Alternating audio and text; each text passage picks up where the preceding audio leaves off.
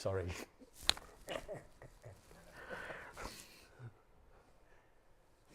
He's very slick now, Rob, doesn't he? Very, very slick. Changed, hasn't His hair and that. Yeah, he has changed. Good evening. Welcome to the Red Watch Along. Here on Facebook. Is that what it is? The watch along? It's a watch along. Sounds like something for under fours only. It's been a long time. So I'm here tonight with Foxy and my long lost son Jack. Welcome. Like you say, Good evening. For the next 2.5 hours, we're going to be sat here. When was the last time we did this World Cup? Oh, years ago. World Cup 2018. Yeah. When we were doing the FIFA. Yeah. Absolutely. Jesus. None of us got any score right there, did we? I thought Germany would win the World Cup there. I couldn't have got that. Couldn't have got it any more wrong, could we? It was a proper underdog tournament. Yeah. So we're sat here now at the moment watching the Boro warm up. There's a Kenilworth Road. Kenilworth Road. Yeah. You know, most probably one of the smallest, tightest grounds. It's an intimidating most ground. horrible looking grounds in the country. It is a horrible looking. I mean, look at that there. And there's Bob Mortimer. Bob, who pretends he's not from Boro anymore if you talk to him. Yeah. Bob, we'll not talk to you. There he goes. Arrogant man. What a funny man. You're a funny man, Bob, if you're watching. But what an arrogant man. Remember where you're from, Bob? You're from Boro. There's our new manager and our next new manager. Our manager who might have been. Honestly, where would we have gone with Edwards, do you reckon? Would he have done the same thing Carrick's done, do you think? Well, look, like you say, you made a comment earlier on that he's got the most 1-0 wins. I think they've got the most clean sheets, definitely in our league. It wouldn't have been as entertaining if we had exactly. No, it wouldn't have been anywhere near as entertaining. Would we have been watching a Pulis-like type team? Karanka-esque. Yeah. And we've had enough of that. We've had it under Karanka. Absolutely. I mean, torture under Pulis. Woeful under Warner. The arguments we had over wacky under Wilder. Jesus. And now it's been absolute. Do you know, I don't know whether you were in this camp, but I used to argue with a lot of my friends, if you're out there watching, about how we don't want to be entertained at Boro. We're just happy winning 1-0. That's what Pulis does. Well, where are you now? Would you take that back? Would you have Pulis back now? I said the same thing when people were talking about Allardyce coming to Boro, and I was like, you know what? I'm not bothered. Long ball, route 1. I'll take it. Now I'm not. But here's the thing with that though, right? I finally got someone entertaining, I'm like, nah. No, exactly, and I think that everybody goes, you're playing badly, bring a manager who stops you playing bad. Then you stop conceding, everybody goes, we want to start scoring. You start scoring and that manager can't defending. You can't, and then everybody goes, well, I want to play well, but you're not going to get to it. It's like the evolution for me is, something's gone on off camera there. The producers don't know what he's up to there. What was he? I don't know, what's he doing? He's done a lot of hand signals there. I mean, he's a lollipop. I think we might have a funky new graphic. Yeah. I think what he's trying to say. I think we might be back. Did he hold his shirt? Sign up there saying Guesty can have a shirt after the game. It was that. Can he have a shirt now? I think people will pay to see that. Don't spray. Give me the sweaty one. But like you say, under Carrick, we've come absolutely. But here's the thing with Carrick, because it's almost like in any other club you'd say that's a honeymoon period. But he's changed things from day one. It's almost as if most managers come in, they leave it, everybody gets a bounce off the new guy, and you don't really fiddle with it much. Carrick's come in and he's made big decisions straight away, dropping McNair, which was one of the main players for us, putting Hackney in the way he did, changing things around, bringing Lenihan back in. I mean, there's things, dropping Dykesdale, dropping Jones, there's things that he's done where we've gone, we were a one-trick pony, everybody knew it. If Jones couldn't do now, and Crooks was having a bad game, Boro weren't doing now. Right. Can I stop? You're in full stream there, Fox. Can I just stop you? We're just going to take a quick break, okay?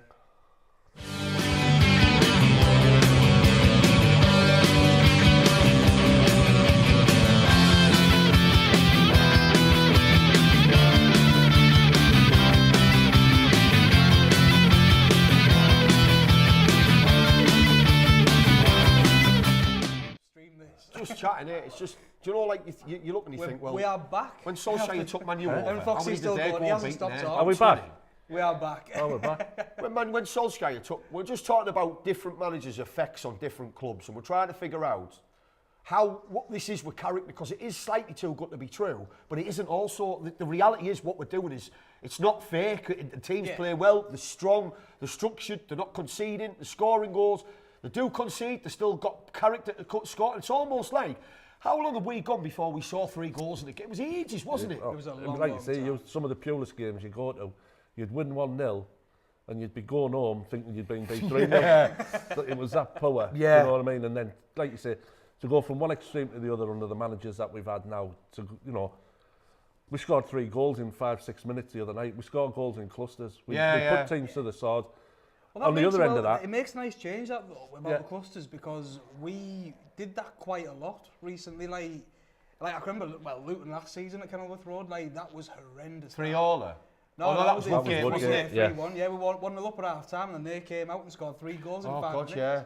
but that's that been a was problem we've had disheartening. this season, where, like you say, Yeah. Huddersfield, where we'll concede 1, 2, 3 goals in a short period of time. We've just seen a goal here, Middlesbrough against Luton at the Riverside. Get in, big Matty Crooks. I think, like you were saying there with the... See, like before Carrick came in, he was one of the main men. Oh, absolutely. And I think with him as well is that he wasn't even getting the most out of him, was he? It was kind of like, he was kind of used a little bit as soon as something went wrong, we were blaming him. We were blaming Jones. And I mean, who'd have thought last season, if you'd have said to any Boro fan, we're going to take out your 2 best players and we're going to do better. Yeah. And almost... And also, we're going to bring a player back out that's been on loan for 2 years, and he's going to be your top goal. No one saw that coming, did And they? the Championship player of the season, isn't he? Yeah. Oh, I mean, he has to be. I mean, like I know, like we were talking about that with I'd sell him at the end of the season, and I guess that 95% of Boro fans wouldn't, and I understand that. And I guess that when you look at it, Akpom's come out and he said, "I've never had a guy who I've wanted to work for as much as this guy." Yeah. So obviously that would bode well for next season, because that means he score that many goals again, maybe. But he's not. The thing is with me, he scores every type of goal you can imagine, but he sets up every type of goal you can imagine. And I don't think he's a player where you can go, like we were talking about Jones and Crooks on the break, that it was like, and even Traore, if you go back to Traore, it was the loudest secret in football. People knew what he was going to do. Whether you could stop it was a different thing. Now, teams learned to stop Crooks and Jones. They doubled up on him. We suffered. Could you stop Akpom? Is he just a player in this league where he's found his benchmark, and he is probably, is he the best forward player in this league? Yeah. Oh, well, yeah. He's not just a goal scorer, he's got everything to his Well, game. like you say, he drifts back into midfield and he's constantly going around like he's picking the ball up. I think it was a couple of games ago, he won the ball back. He never, like you set say, it off on the break, and that was it. Like, Yeah. Because I wonder, when you look back at good clubs, I mean, I think like we're talking about Tony Pulis. I remember the Wolves team in that league that year, and they were immense. Like they had Costa, and they had like they had some great wingers. I can't think of everybody's name now, but it doesn't matter. But they were full of ex-Champions League players. They were brilliant playing team, and they could score goals for fun. And I look and think, would those? Is the Championship one of these leagues where people can continue to do it? People can find them out, but they're not strong enough to be able to do anything about it. Thanks, Rob. Well, like you say, people are working out Carrick now, where they're playing the ball, especially when you mentioned Huddersfield there. Especially when McNair playing centre half, he can only run in straight lines, so he can either run backwards or forward. Yeah. Ask him to go change direction, he falls over. The tram. People have worked, like you say, some of these managers are cute. They know now they're trying to play in behind our full-backs. You've got Tommy Smith playing in a similar position, doing similar things which Pep does with his right full-back, allowing him to drift into the midfield. Yeah. To pick up loose balls in the midfield for second ball, which works absolutely brilliant for us. And then on the other hand, you get Middlesbrough supporters criticising Tommy Smith and Ryan Giles for getting caught up the field too often. But what do we want? We can't have both. No, you're right, and I think that what do you want to go back to? We've conceded 51 goals this year, which is way above what any other team around us have conceded. But fortunately, which you're going to roll out the next stat, we've scored the most second, goals in the league. The second or more? So I think we scored the second behind Burnley, haven't we? But as you said, we've got the second worst, and we've got our defence is as bad as like Sunderland or whoever we're in 10th. Yeah. It's terrible. And you see, that's a good point, because actually, if we went into the Premiership this year, and I'm not going to start saying I don't want to go up, because I think that you need, for me, a good team, I'll take Brentford. You need to go up, come down, use the money, build it well, keep what your plan is, go up again strong. Brentford. Fulham did it. Brentford are the best run club total template in the country for me. Them and Brighton. I remember them coming here in the Championship and they beat them 4-0. I think it was 2-2. We finished, this is after the playoffs. This is when the season 2017-18. We went down to Brentford, we drew 2-2, and I don't know whether they beat us here or we drew here, and one of their supporters came on and he was on about football snobbery. And he said, all you Boro fans say teams like Brentford shouldn't be coming here and winning. You know what I mean? Look at them now. No, do you know what I think? You know what I mean? That's an uneducated football fan that who'll go, they look at names of clubs and they go, well, why are Coventry half decent? You know, they were garbage. Why? They expect that, and you think, well, I mean, I know a lot of my friends don't watch Championship. They don't watch anything outside the Prem. They watch the Boro, but then they don't want to know. Then they have that same conversation. How have Coventry come here and got a draw? Who are Luton? And you think, well, the evolution in football can be so quick. Yeah. It can change on a dime like anything. And, you know, I just think that there's a lot, like you said, there's a lot of snobbery where football fans go, well, what are you doing? How are you doing? But people do it quietly. And you say with Brentford, who did they have? It was the bald guy, Warburton. You know, when we came here and we beat him under Cranker in the playoffs 5-1 over the two legs or something. I'll tell you what. And they had Warburton, and then they were half decent. And everyone thought, well, they won't be there again next year. They won't be there. And they were. Yeah. Then, like you say, they're up and they're a well-run club, and you think, well... When this guy took over this, in with the long locks, like yourself. Franks. When he took over, we went down to Griffin Park, their old ground. And it same happened at Norwich when they'd changed the manager and Norwich was, you know, would be looking to stay up. They went up that season. When they got Farker in? Yeah, that Farker. Wasn't that the season though? Is he German Farker? Yeah. Right. Minor Farker. That season was when we had Pulis and we were unbeaten before the international break. And we went to Norwich afterwards and got beaten 1-0. And they hadn't won all season. They were going to get rid of Farker. Yeah. And as you rightly say, they got promoted that season. Where do we end up, Boro fans? And the same happened at Brentford. In the playoff with Villa with no shots on target. Yeah. Brentford were going nowhere under, what's he called again? Frank. Him. So, now Chelsea won him.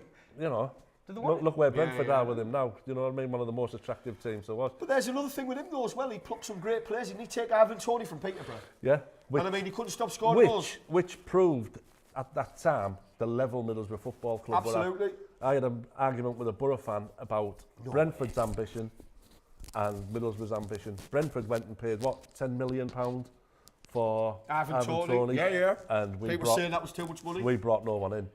You know what I mean? Didn't we bring what's his face in? Oh my God, the worst striker in the league, and where is he at now? QPR. Give us a clue. Was it you? You Gill. Yeah, he's at Rotherham now, isn't he? Yeah. Scoring goals for fun at Rotherham. Oh, probably is. Weekend, yeah. I mean, it wouldn't surprise me, but again, it's another one of them where you say there where they've gone out and they brought in an Ivan Toney. Everyone's going, what are you buying him for? Yeah. I always think, if you could score 40 in League One, you're going to score 15 to 20 in the Premiership. Yeah. Because that you're a goal scorer. Yeah. And obviously you're playing with better people who are going to give you more chances, but then it's whether you've got the bottle to take the chances. Yeah. Like you say, you go back to Bernie scoring 20, 25 goals When was that though? In the old second division. Rioch. Yeah, and then, obviously, Bernie was going to score goals in the Premier League, the old first division. And like you say, he scored 10, 15, I can't remember his exact figure. Under Lenny? Under Prem, because he was winning Prem with Lenny, wasn't he? Under Rioch. When the first season we went up, under Rioch. So that was before it was the Premiership then, wasn't it? Yeah, because Lenny was the first one to take... Lenny was, yeah. Lenny! At the end of the... You're a hero, wasn't he? Oh my God, he still is. I've got a full-size Lenny Lawrence tattoo on my back. Have you? Yep. Lenny the Lionheart. Still gets to the games, doesn't he? That shocked me, Foxy. Listen, Rob, can we see this? Just going to go and get a coffee. Where are you going? Go and get a sugar. The thing is, though, before I go on, the thing is with Lenny Lawrence, the only reason why I get so excited about it is because it just goes to prove that what good morale around the club and just coming in every day and enjoying your job does. Leicester did it when they won the league.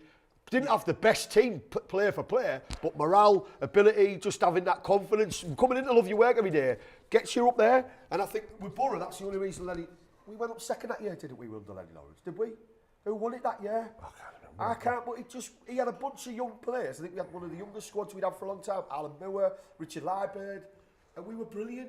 And we nearly stayed up off a squad that had no right to stay up. We literally got 3 games, didn't we?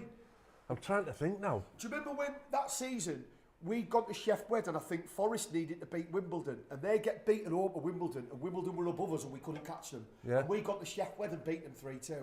And then we drew at home the last game of the season and Norwich 3-all, if you remember that.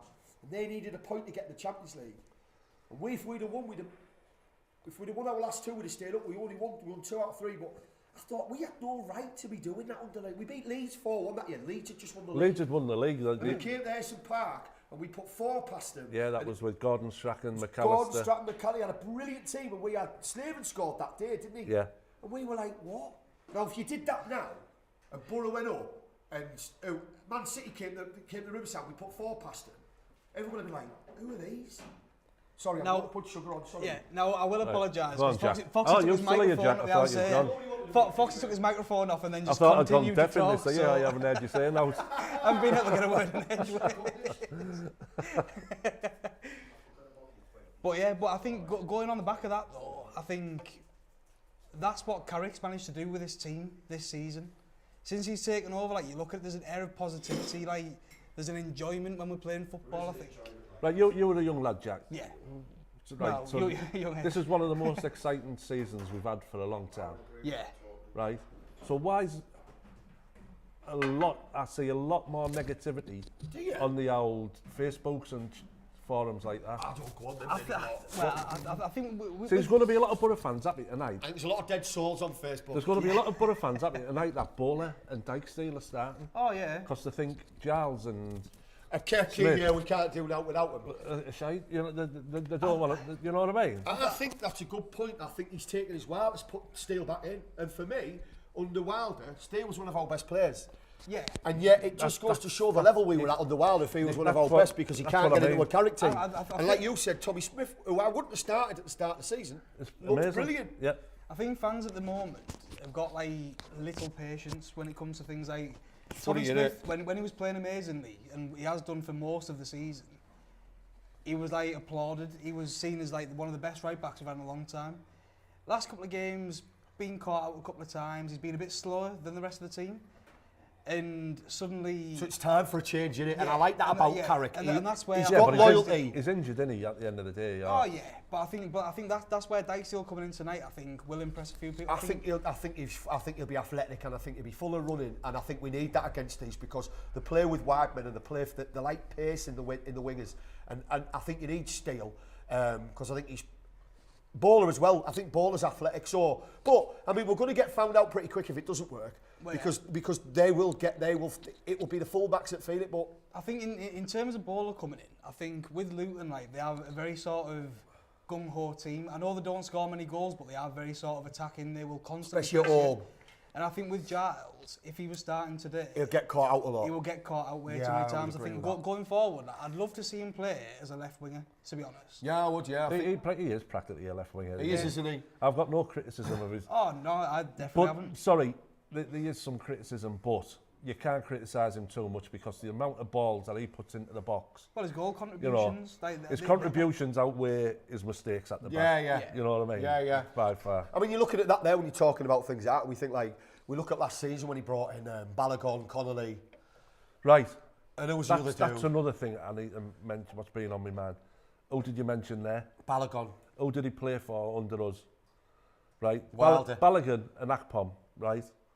Both having absolutely amazing seasons. Where's he? France? Yeah. Yeah, he's over here. Yeah, no, he's got the American team. That just shows you how much Warnock and Wilder stiffened them two strikers. I mean, look, if you were a team outside the bottom three, you don't want to see Warnock ever. But if you were a team if you were a team 3, 4, 5, then all day long, you know, if you were in that bottom 5 all day long, because like you said there, the second half with Huddersfield, we were 1-0 up, and you can see that they've gone in at half time, and you don't need to know what he said.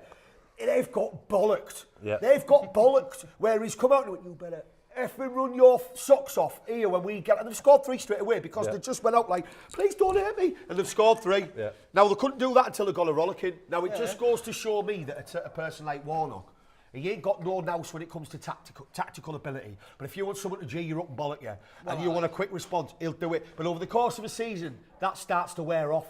And that's why you need a man like somebody like a Carrick who can go, I know what you're doing wrong, I don't need to shout at you. Let's go and talk about it, let's go and figure it out, let's go. Because we're talking about players here. Look at that. Oh, let's look at this, yeah. October October 28th. 21st position, 17 points. Oh. I mean, that's mental, isn't it? It's mental, that. Minus 2 goals. Because you look at that now, and there's only Boro and Coventry who are out. I mean, what a job Mark Robbins has done. Seriously. Well, he's been there forever, hasn't he? But he has, but to do that when they were where we were. Oh, plus they've had no... Gygeris was out injured for quite a long time. Yeah, but they haven't had it home. No, for true. some of the time that he's you been had there. all that up though, Guesty, and you think, well, wow, we've changed managers and we've really gone into one. I mean, well, the only reason I mentioned Balogun and Connolly is because to look at, I think Archer now has had 9 assists, so many goals in 19 appearances, which is immense. And he couldn't do that. He wasn't doing that anywhere else. The signings that we've made, even like the loan signings, they've complemented the team so well. It hasn't like it seems to me as if last year Wilder was looking for a fix up front. It couldn't work. Let's bring in 2, Connolly and Balogun. They'll run.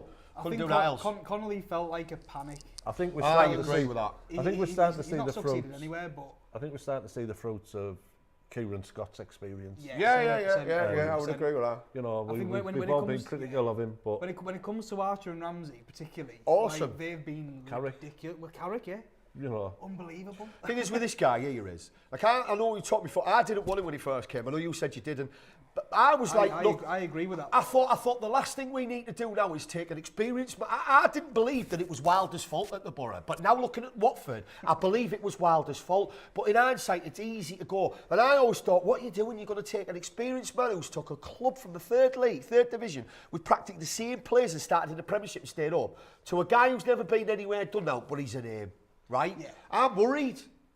Shows how much I know, which is now. I had the same issue. Because as you said, they didn't want him to go. my only worry about him when he come was the length of time it took. I thought for the deal to go through. I was thinking, well, what, if he's hanging about for feeling, he doesn't really want it. You know, get him out. You know, call it off now. And then, like you say, when he pulled the rabbit out the ass, when he brought Johnny Woodgate in as his number 2. Genius, so wasn't it? Yeah, absolutely. You know who'd have thought he'd have come back? I mean, where else in other clubs? Because I always think Boro the anomaly, me. Like, things happen at Boro that would never happen at other clubs. And I think, how many clubs have brought back an ex-manager and gone, hey, you come as assistant now? Yeah. I mean, obviously, it's the age factor too, the inexperience of him. But my point is that you wouldn't see Lampard now come as a number 2 somewhere. No. You know, he's balls. All he's really done is a job at Derby for a bit. Yeah. He's now at Chelsea first time. He's done now again the second time. You know, and yet you think, But Woody's gone, you know what? I'm humble enough to come back to the club that everyone booed me at, my own club, and go, I'm quite happy to be to a guy who's not that experienced either. It's not like Woody's come back to work under... I don't know, you want to name an experienced quality manager and let me learn again. Yeah. No, here you go, you know next to much as me, but that was genius from Carrick. You know the lads, they obviously liked him. Yeah. There was obviously nobody there that thought, I don't want him back. Maybe that was the problem, Woody, from what you're hearing in the club, is that everybody liked him a lot. Yeah. And yet, sometimes being well liked can backfire on you when you especially as a manager, you've got to... You need the edge, don't you? Yeah, you've got to distance yourself away from your mates, the players. So there's another good point. He's been manager. He's had to have a distance. He's come back in now, and he's obviously the link. But I don't think Carrick needs much of a link. I think Carrick's a brilliant manager by the looks of it. Teams coming out. But when we're talking tonight about clubs, right?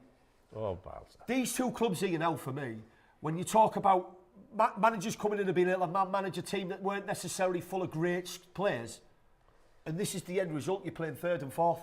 Yeah. And it just goes to show, at the top of the show, we were talking about teams. You look at Chelsea and you look at Tottenham. They can't buy a result. They've got more money. They've got some fantastic world-class players. They can't buy a result. I've been on better countries on Wilton. Yeah. I think it's the same lads who put the scaffolding up, is it? Is that Jay Gunn? Oh, is it? Jay Gunn scaffolding in it. Gunner. Get everywhere, them lads, don't you? You know what? There's a free bit of advertising, Jay Gunn. I would say we don't know whether Luton have made as many changes as us. See, I don't think they will have done. Do you know, like you say, I said to you earlier, Jack, about these things, you know, they put things on Facebook, the posts that's in their head, half the time should stay in their head. Yeah. Like, someone... Don't put a stamp on that. You know, right? And they put them on the fan page. Don't stamp that. And some kids put on today, I think we should drop Zach for the last 3 games. Oh, Stefan? Yeah. Just as he's got good? Just as he's had an assist. And give Roberts the last 3 games, I'm thinking. Here we go. Any standout players there? Based on that thing, I'd bring Lovely back. Oh, and then Foxy, give us a rule on Luton, those their main men. I'd say Adebayo, Morris. And I mean, you're looking at the wingers here. You're looking at Mpanzu, who's a decent player. I think the Canber's had a cracking season. Yeah, he has. I mean, they're all about width here. So obviously, we were talking before about Boro's at full-backs, Tommy Smith liking the slotting in the middle. They're a similar setup. And you'll see when they attack, that exactly like you've been talking there, that you'll find that they'll be trying to condense the field and keep it very tight in the middle. But we like to play out wide as well. So I mean, I like that Belongo on the bench. Oh, yeah. I like that. Yeah. See that bench? We look at that then, you think it's how not that good's he strong. been since he came in? Most, you know what I mean? Yeah, well, against Norwich, he came Yeah, on. it was outstanding. I put my head in my hands. I went, oh, here we go. You know what? But he's the thing here when we're talking. Johnny Howson, centre half. I mean, Yeah. Barlaser there, brilliant for Rotherham. Great little signing that, but he hasn't been able to do it. He's starting to do it now. As you've I hope mentioned, so. Because he has last few games. And you're looking at there now, and you've got what a change that is. Now, is that forced, or is that I'm thinking I'm happy with my squad? I trust you. Yeah. Because he's a big game here. You could argue this is our biggest game of the season so far. Well, it can go either way, couldn't it? You know what I mean? Because we could end up playing Sunderland in the playoff, people. Oh, God. I wouldn't. I mean, I think it'd be a tight 2 legs, but you know, I fancy my chances. But there's no one in that playoff that I think, oh, I wouldn't want to play Blackburn. I wouldn't want to play Millwall. I wouldn't want to play Luton again. I wouldn't want to play. Yeah, I fancy my chance against any teams in the I playoffs. do, and I think that's what Carrick showed me this season is that we don't deserve to finish above Sheffield United. I know we've beaten them this year, but I just think they've had a much better season and they've been consistent. They've had a little blip, they've pulled it back around, and they've had a good cup run which we couldn't do. Yeah. And I think that we've proved that we can beat anyone in this league, and we've proved that given enough time, we could win this league, but we were never going to catch Burnley. And I think when Burnley came to the Riverside, there wasn't much in it. Not much at all. I thought they totally outclassed us. Did you? Foxy. First half, I thought there was nothing in it. I thought they had a few more attacks. Whether we just had it off night or what, but they were 2 yards quicker than all departments. You can see why they've won the league. Yeah. You can see the momentum's taken on there now. At this time of the year, you think, well, that ain't the team that's going to get beat. They're just going to go over. You know when Leicester got the point where they look nailed on to win it, even though Tottenham hadn't gone to Chelsea and drew it yet. They look like they just ain't going to stop with the momentum they've got. Here we go. Right, here we go. Like you say, for me it's a dead rubber tonight, but... Score predictions, what's everyone fancying? Dare we do that? Dare we do that? Oh, well, you say. I think the draw suits both teams, doesn't it? Yeah. I don't think anyone's, No one's losing sleep over a draw. They're playing for pride. I said 2-2 like before the stream. I said 2-2. Do you know what? You're right, actually. In a funny type of way, is that it almost can be a draw. It doesn't matter. Yeah. We both get out of each other's fixtures. So we move on. We could end up playing these in the final of the playoff. You're right. But a few years back, similar happened to Norwich. We absolutely battered Norwich. 4-0 at home, didn't we, under gun? Yeah, then we beat went them away 1-0. Yeah, then we goes to Wembley and can't get a shot on. You know, but I blame Ayala and the goalkeeper decide, to stay in the changing room for the first 20 minutes. To ruin us. And people say Dimmy was a legend. His legendary status left my body the day he allowed, what's he called, that Cameron Doodah from Norwich. Jerome. He allowed him just to pass the ball in past him at the near post after Ayala was doing his bits on Stars on Ice and that, you know what I mean? Just saying there, Johnny Howson, Sky with a little stat there, he's played all 44 games this season. See, that's immense, that. Really, isn't it? Because who would you have dropped out of him and McNair playing in that position? I would have dropped him. And I thought last year he would be the perfect squad man this year because I'm not a big believer that players' legs just go. No. But I but thought... under Wilder, his legs would go. Starting, he had one leg, wasn't he? Yeah. And that was in the book. But you said earlier about Carrick coming in and leaving McNair out. I think McNair and Wilder had fell out long before Wilder come in. Do you think? Yeah, McNair wasn't getting a look in under Wilder. There was definitely something, and when he did play under Wilder, he was absolutely dross, as was Johnny Howson. And you say, Carrick's come in. Howson moved 10 yards further forward, and he's starting to get assists where the only, he never had an assist in about 5 years, had he, before that? Unbelievable, just, picking the ball up outside our back four and... Carrying it. These have got a very similar fixture list to us after this. I think they've got very similar fixtures apart from we play Coventry. I think they play Rotherham. Yeah. But does it matter where we finish, really? Because, it'd be nice to finish third, but anywhere in that top 6 for me. That's 6 to 4. There's two. I think third or fourth, I think, is the crucial part. That second leg up. Yeah, I think it's a massive thing, but it is. But I think as soon as you start telling yourself that you have to finish here, you start. I mean, I don't know. You're right. Yeah, it's better. Like you say, while we're on Foxy, would people like to share, and subscribe to? Who was it? To Facebook, YouTube, the old TikTok. The old TikTok, Jack. What's that say? Twitter. that as well. Go on, Foxy, carry on. You can have my shirt after the game, Rob. Sign it. Yeah. Oh, here we go. Yeah, Go on. I think this is a much changed team tonight, and there's no real need for it. So Now we haven't got the legs to catch I was that. about to say that. I think Crook's showing there that he just hasn't got the pace, but He's got the skill, but I- he just I- hasn't again- got the legs to follow it. I What don't we mind don't it though. even draw, 'Cause is that big what lad, you isn't said? he? You say, Draw, Yeah. Jack. I think a draw. I think 2-2 will be the end result. I think it's going to be 0-0, mate. Do you reckon? Yeah. Typical that, innit? Well, The it's first going to be a time good we yeah. do a match. It's going to be a fun 2 hours, this, isn't it? Honestly. Go on then. Prove me wrong, Georgie. Go on then. Oh, Akpom poor would have ball in been the in on that. box. I think there though, I think that's an example of like against Norwich with Jones going forward, the balls he put in the box were like much better. I think he's So you look at Johnny Howson now, Jack, sorry, go on, no go on. and under Pulis, Go on. you know, obviously I don't think Pulis liked him. Scrappy game this year. Oh, it's gonna be a scrappy Pulis, game. I don't think Pulis liked him, and under Pulis he played right back, centre half, and I remember him getting interviewed saying, "You're happy, you know." Well, he sold Palmos And at it- half time, didn't he? He said I'll play anywhere as long as I get a game. I mean, you don't want to You win know, that like- from a player, I don't. I know. No. I want to hear a player. I mean, I get it. He's enthusiastic, but that means to me that he's not confident in saying, I want to play right wing and I know I'm good enough to do it. Yeah. Just want to hear that. But that's how some of these dinosaur managers treat, you know, some of our mainstay players. Sorry.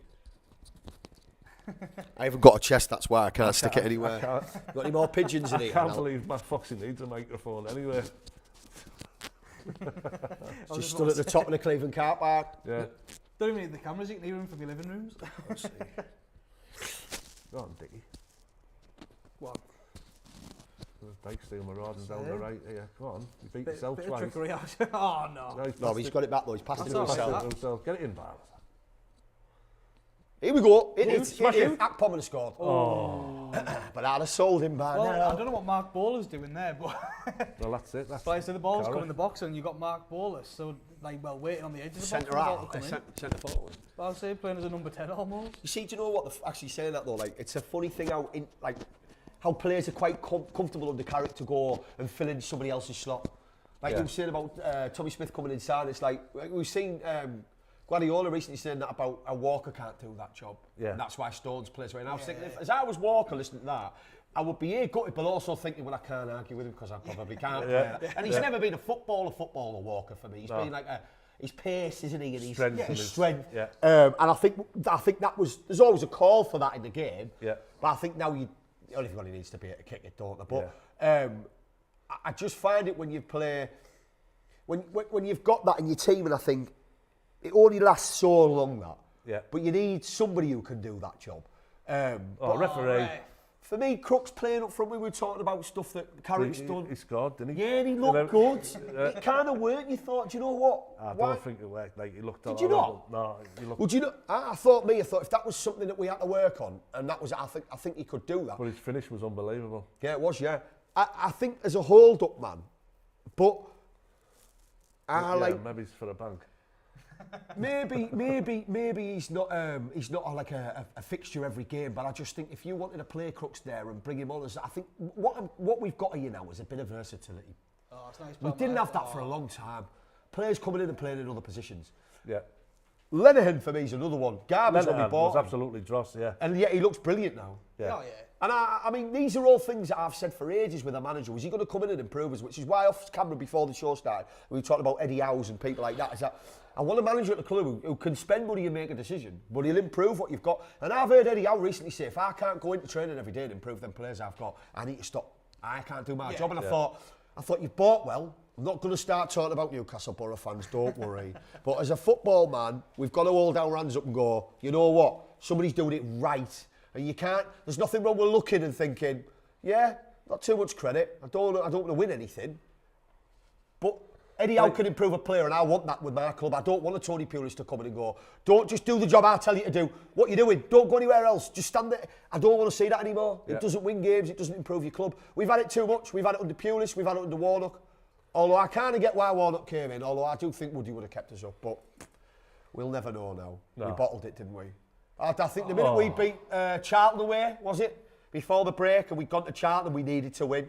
And we beat them 3-0. Yeah. I thought he's keeping us up this season. We're going to finish down there, but we're keeping up. We're staying up.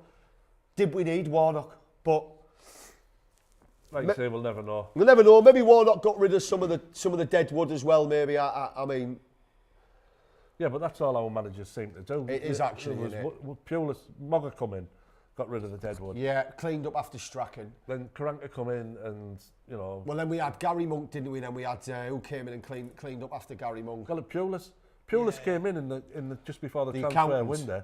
Remember all that when he used to say, I'm here to balance the books, I'm here to sort them. I thought, well, why don't you go and work He came in, you know, he got sacked just before Christmas, Monk. And he came in during the transfer window and he turned round and said, allegedly, he turned round at Gibson and said, look, he said, you've spent enough, don't sign no one in January. If we'd have signed someone that January, we'd have most probably went up instead of finishing in the playoffs. I mean, I don't know because... And not having a shot on target, like you said. I just don't think that guy knew how to attack, and I think that's why old school managers like that now won't get... I don't think myself you will see Tony Pulis in a job in the top 2 divisions ever again. No. I think his days are numbered have gone now because he's proved that he can stop you scoring goals, the other team scoring goals, but he had the best attacking player in maybe the 4 divisions at that point in Traore, and he couldn't use him properly. Traore, Bamford, Assombalonga. I mean, Bamford came alive under Pulis, didn't he? Yeah. And he didn't want to play him up top on his own and all this nonsense. On the left wing, right He wing. was special for Boro, and I think that he still couldn't take us up. For me, Villa under Steve Bruce should never have gone up. I couldn't stand it. I couldn't. But, I mean, how did Villa go up under Steve Bruce above Boro? You know, when they were garbage too. Yeah. They were poor team. But Pulis couldn't evolve that. Right, we can stop you scoring, but then what do we do with transition? How do we attack and still stay tight? You don't. You just fill your team full of athletic, fast people. like you say, it just shows you how bad we've had it when we're still ranting on about our, our early past, if you like. It's, we've had some bad, but like and for this to be happening now, yeah, it's like a mirage. It's unbelievable. So, but like you said there about Pulis, it's like he's, how many managers in history have ever gone to a chair? Whoa, put that checkbook away. Hey, listen, army to balance. I can balance your books and I can work wonders with that squad. Yeah. Can you? You went far. You couldn't win in 6 games. You got beaten home. Who was it? Everyone. That was his second season. It was his second season. We were garbage, and I think, well, I get it when a manager comes in and he steadies your ship and you don't go up and you do better. But then why doesn't the kick-on happen? No. The kick-on never happened with Pulis, did it? I know you could say, well, you saw Bamford, you saw Traore, you saw... But, no, he did. Yeah, but I'm saying, like, he could use that, you know. But then you could say, well, you were a manager, you're out in the leagues. Why can't you go and do the scouting that Luton have done? Yeah. Or Brentford have done that you were talking about earlier. Or even Brighton, when we look at a club like Brighton. What used to make me laugh is when he used to say, I know what it takes. Yeah. You do like. I know what it takes. You know what it takes to not go up. I just can't get over when you look at a Brighton now and how 4 years ago under Chrissy Houghton, they didn't think they could do anything or go anywhere and they were just happy to be in the league. And then a few managers on, they've brought players in that no one's heard of, Estupiñán, McAllister even, who's plays for Argentina. No one was buying him. Well, no. he wasn't even in Argentina. He wasn't even in the squad. I mean, even the likes of like Mitoma, players that get scouted from nowhere and you think, who's he? As good as anyone in the league. Yeah. Well, that McAllister, I remember when Boro played him in the FA Cup third round here at the Riverside. When that was under Pulis, wasn't it? No, this season. This season. All right, okay. Like they were already doing pretty well against us. They were already dominating the game really. But when McAllister came on, I remember looking at him thinking level above. And then the goal he scored, the little backhand flick. It was like you were disgusting, you. Yeah, dirty man. But it just goes to show, though, doesn't it? Like we're talking about, even though we're harping on about old managers, because I think, we've had some good talented players in this squad, in this club, and I think we've also had some decent backing. And I won't get into the Steve Gibson yeah or nay thing, because to be fair to him, he got rid of a manager that most Boro fans wouldn't have got rid of at the time, and he's brought in a manager he's obviously wants to be successful. I slagged him off no end when we got rid of Wilder. What's he doing? Why are we doing? Just goes to show. He knows what he knows, doesn't he? He sees it every day, But Wilder should have went after the Burnley carry on. It's funny that, isn't it? Because we've almost had a repeat thing with Carrick where there was the Crystal Palace job, the West Ham job, the Southampton job, and he said, "Listen, I'm happy here. Yeah. Why do I want to go anywhere else? I've got everything." And I think now regardless of what happens, he'll be here for 4 years, Carrick, at least now. I think he's got a plan. Carrick, yeah, I think he's got a plan. I think you know unless what I believe Carrick's path is? unless someone really good Premiership comes in for him, I think he's going to get us up. he'll stay a season in the Prem. We'll get us stabilised in the Prem. Big Gareth will step down and Carrick will be the next manager of England. That's Carrick's path for me. Well, do you reckon though, if we don't Hackney go will be sent him into the next World Cup. Oh, he's a jock, isn't he? Oh, well, never mind. But you know, he's maybe got a grandparent somewhere. He's from Reading, Yeah, Is he? He's got a grandparent, so he's got... His grandparents, sisters, dogs, whatever, but... Yeah, his auntie's goldfish. Yeah, I mean... Oh, you do that, Jack. I'll get on this. Sorry, we've been ignoring your comments. The chat's been flowing, so...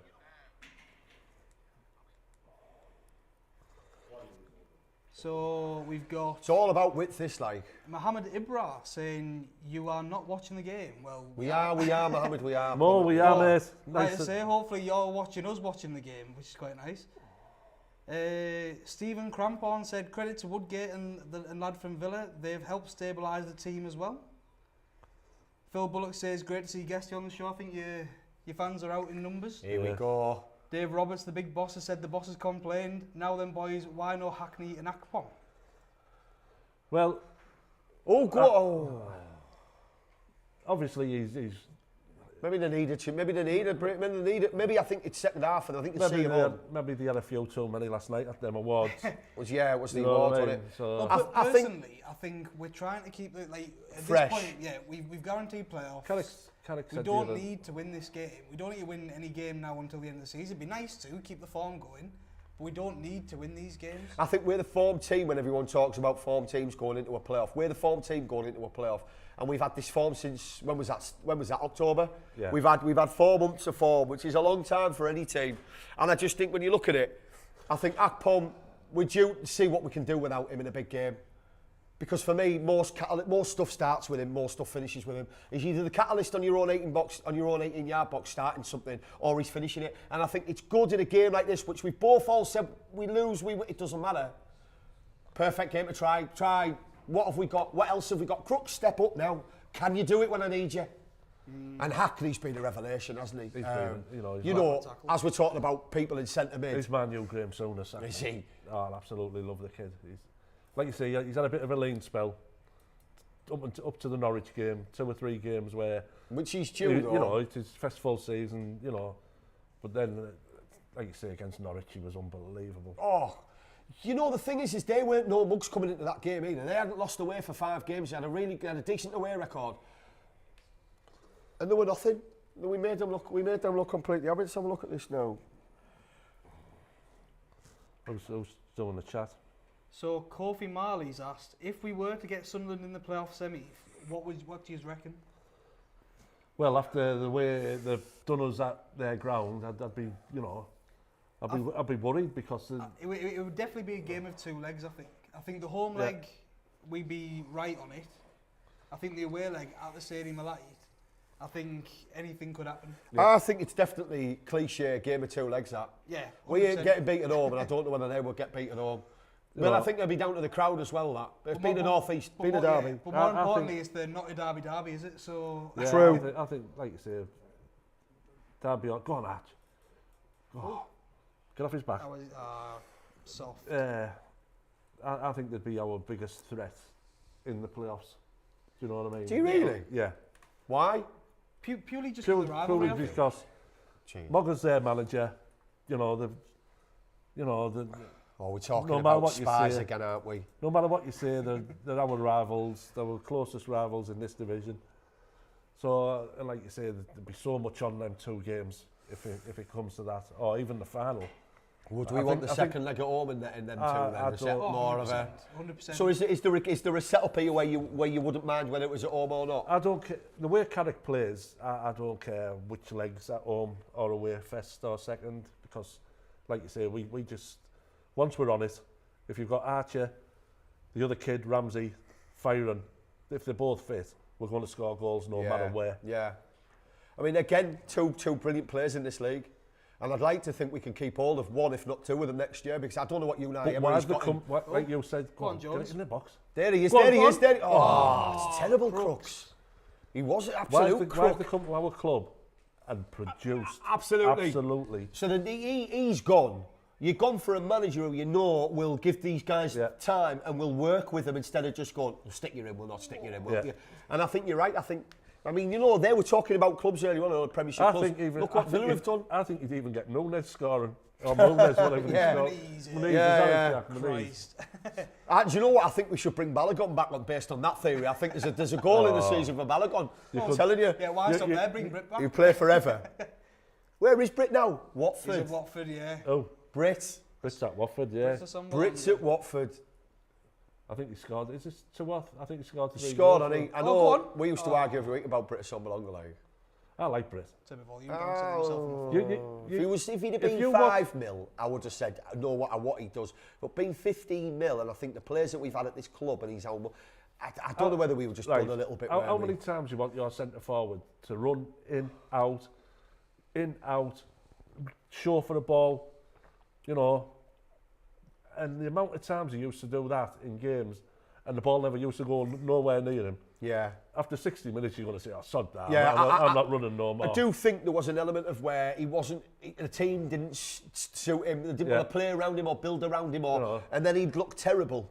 Yeah. But then actually, maybe he wasn't getting the deliveries on across. I do see what you say with that. He was working the channels, he was working in between the sticks, and the ball had never come to him. Listen, you know what? There was a time in the season where people were saying, and I know this is nuts, but Haaland couldn't score for about 4 or 5 games or whatever it was, and they were saying because they're not playing balls, he's making runs. Do you remember? Yeah. He was making runs. I don't know who they got beat against, but he was making runs, and nobody was looking for him because they wanted to build up, slow.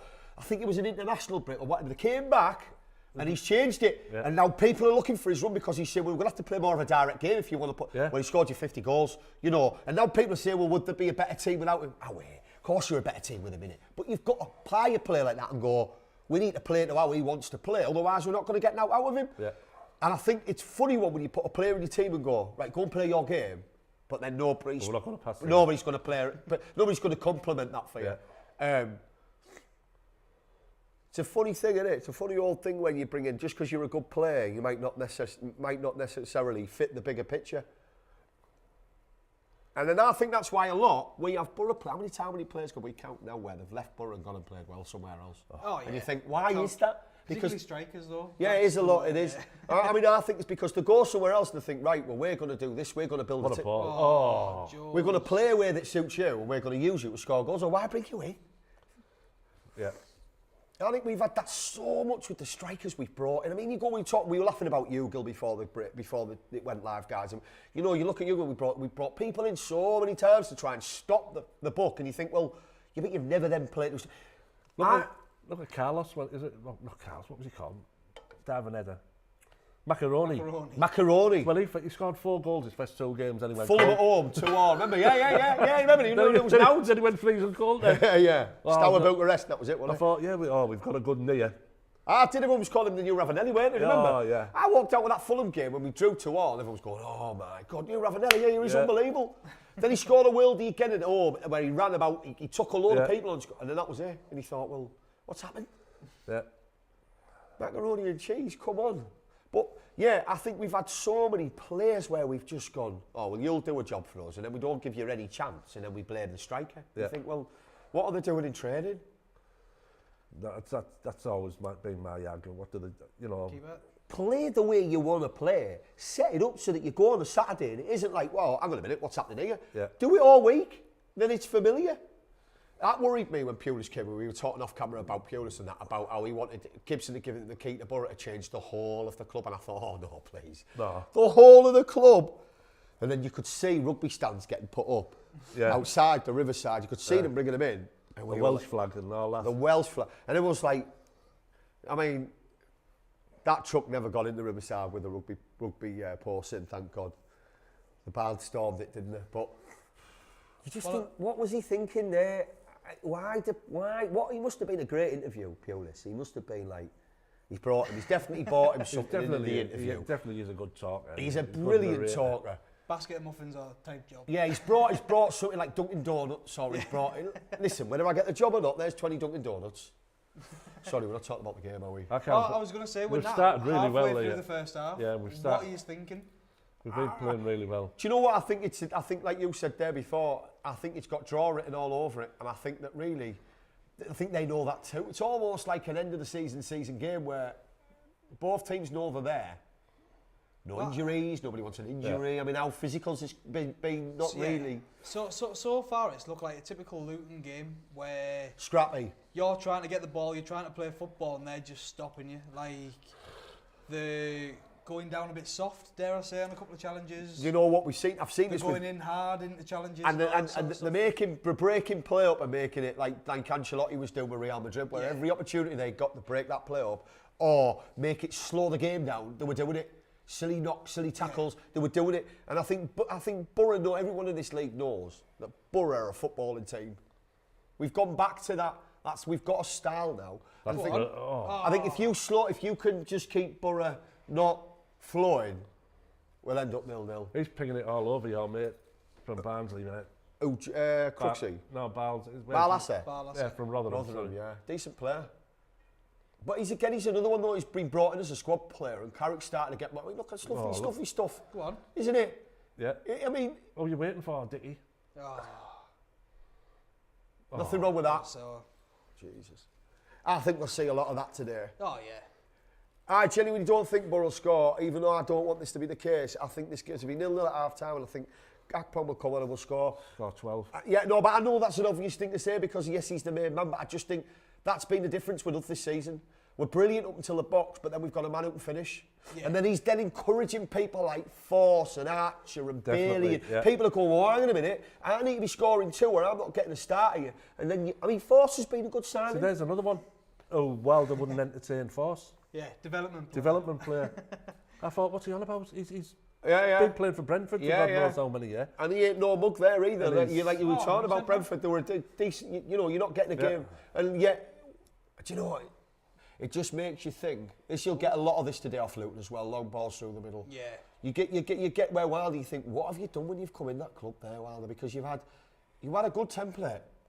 Yeah. He's obviously, like you said, he's ruffled up a few feathers, hasn't he, when he's come in, and I think we saw a true reflection of him in the FA Cup Tottenham game, where the crowd were busy, buzzing, and the team was energised. Oh, knock to the head for Crooks. He's off now.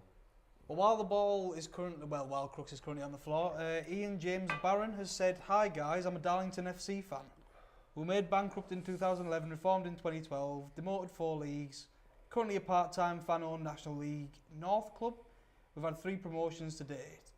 Now that brings us back to what we were talking about pre-stream, about Luton and their sort of, because they're absolutely, last 20 years, I mean, where have they been? Yeah. Which is nothing, is it, in football? You know, we're talking early 90s. I don't remember Luton when they were, what? Plastic pitch. When they were really good, the old First Division team. When it was top league, oh God, I can't remember some of the players. The guy was amazing. Jesus, this is mad. We'll have a little think about this now. If anyone can name any of the Luton players from 20 years ago, it's more than that probably, isn't it? No, the 80s when they were flying in the First Division, they were, I remember when they were in Steen and players like that. Brian Steen. I remember them being in the first Premiership, weren't they? They were in the first ever Prem. Yeah, 92, 93. You know, the Alive and Kicking tune. Yeah. They were in the first Prem with Coventry, with Boro, with Derby. Yeah. The list can go on. But they were a team with a plastic pitch. Newcastle and Sunderland weren't in it, were they? No, they weren't, no. Newcastle. Were we the first North East team? We were, yeah, because Newcastle came up the season. When we came down, we played them, and they just got Keegan in charge. Right. And they put it was when they were putting 9 past everybody.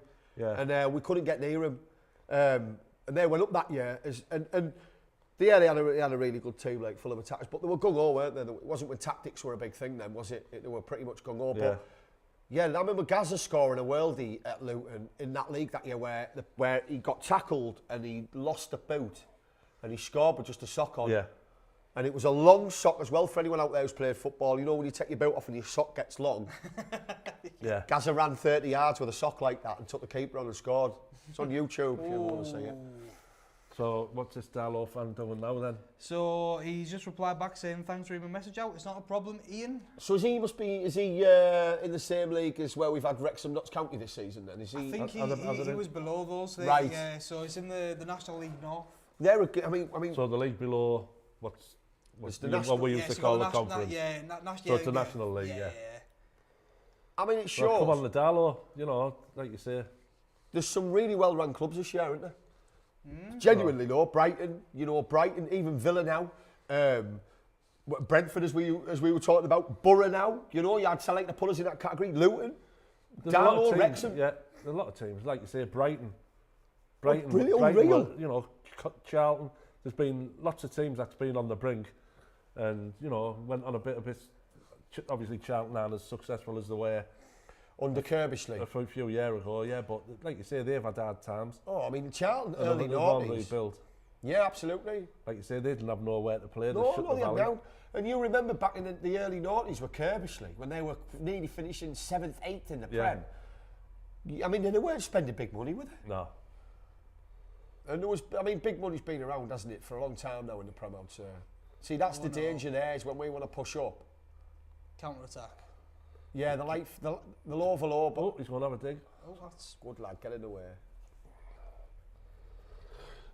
So Darren Gamble said, really enjoying the stream, boys. Great Boro chat. I won't lie, I think it's probably about 60% Foxy over there, but probably even more. But I'm going to have tinnitus in my left ear when it's called when I get home. Well, that was my remit tonight. Rob said, make sure whatever you do. So I'm trying. You succeeded. We're just coming under a bit of coshy, pressure from Luton. They're just starting to find their feet at the moment. But Johnny Howson, you play him anywhere, and he's absolutely. He's there, isn't he? Do you think that? I don't think if you'd have said to me under Pulis, I'll say Pulis, under Warnock, under Wilder, he started Howson centre back. I'd be thinking no, but as you've just said there, I'd start him anywhere under Carrick. Because I feel like he's got that confidence, ability, belief. Yeah. He's a calm player, Howson, isn't he? He's always been a calm player. I don't think I've ever seen him rust. He only played full-back and centre-half under Pulis because Pulis didn't have anyone else. And it was... Was it him or Shaw, wasn't it? Yeah. And another great signing. Pulis didn't like him. Pulis didn't like Howson. Do you know when you say that? Do you think, I always think when a manager doesn't like a player, I think it's because he looks and he thinks, I don't know what to do with you. Yeah. And I haven't got the ability to change it. So instead, like with if Pulis, he didn't know what to do with Howson, he shouldn't have been a manager because he's been one of the best centre mids in the Championship. Well, it's great for Leeds, wasn't it? Yeah, Leeds captain when he came to us, Norwich. Yeah. Absolutely outstanding. Bob Martin there. Where is he? No, that's him there, isn't he? Yeah. Now, if any one of them fans says hello to Bobby, pretend he doesn't even. He pretends he's from North London. Yeah. Somebody, please, somehow say hello to Bob. Bob, I know you're not listening because I can see you. I have spoken to him, and he was down at Bristol one time, and he did talk to me, but. He couldn't wait to catch. He was like trying to get away. Yeah, a few of the previous games away at Millwall, where he just totally blanked a couple of the lads who was with us, you know what I mean? But I did manage to get a talk to him at Bristol City away. But like you say, if that's how he is, that's how he is. Fair dues. Unless you get him on a fishing show. Yeah, and you can't shut him up there, no, can you? No, he'll make you tea. Yeah. Yeah, he's not a bad, good. Sounds really any Bob. Yeah, I love it. Good lad, Bob. One of the funniest men on the telly. Love it. There's all the Boro fans there on the right-hand side of the stand. What a shithole. Oh, God, I'm swearing. Well, I've said it now. What a shithole to go watch football. Yeah. You know what I mean? Look at them. How can you It's like watching football in a welly. With Kenilworth, though. I thought Brentford was bad, but that is... Brentford's new stadium's nice, though. Yeah, but then old one, though. That was a joke. Yeah, it was one here. Toilet. Like, shed. I like Kenilworth. I'm assuming you've been there. Yeah, long time ago. Like you walk in and you go through a little gap between a couple of houses and that, down a little alleyway, and then you're there. Then you don't even realise you're in the stadium. You can't beat traditional football grounds, but that's that's like, I mean, that's been a joke of stadium for years, like you say, with a plastic pitch and stuff like that. And I mean, who wants to play on plastic pitches, especially 30 years ago, Neely? They're getting a new stadium, aren't they? Who, I think they... well, the fans they're deserve a trying new to do stadium, something, don't I they? think. I mean, the thing is, though, like, I don't know, but I mean, what are we talking here? 20,000, is it, max? Oh, it's not even that. What is it, 15? I've I know seen Bournemouth is 15 and 20. What's Bournemouth? I think it's poor, it's small, isn't it? It's That's around 13 to 15, isn't it? it's something really bad for a Premiership club where you think, like, you can't run a club on that, surely. No. The issue with Luton is it's a small town in Watford. I love it. Class. That's almost like how Sunderland fans must feel being a small town in Boro. Yeah. So, it always reminds me, have you seen Mike Bassett, England manager? Have you ever seen that? Yeah. No. Well, basically... Oh, Jack, haven't you watched that? I've Jack. never watched it Oh, before. you've got to watch it. I've been It's told to brilliant. watch it. It's a brilliant movie, but there's a point where they're all in the airport and the England team meet with the Ireland team and the Scottish team, and as the Irish team coming on, they're all called, the England team are called, here we go, he's England B and he's England C, but they all pick on Ireland, so Scotland and England both pick on Ireland, you know, here you go. And I feel like that's a little bit the same with Sunderland. Sorry, Sunderland fans, I know you're not watching. If you are, what are you doing? Why are you watching? But if you are watching, you'll be educated, so keep watching and I won't abuse you. The one thing I'd say about this, completely changing the subject, is I feel now this league is a pure form of football now with no VAR. Oh, it's been a lot. Would we have VAR in this league? No, you couldn't have VAR in the Championship. Would the you games not have would it? never, the games would never be completed. What, there's been that many incidents? Oh yeah, you know yourself. Some of the refereeing decisions in this league are absolutely and the linesmen, landspersons, whatever they're called. Yeah, you've got to make sure you're They're politically correct absolutely here. dross. Absolutely dross.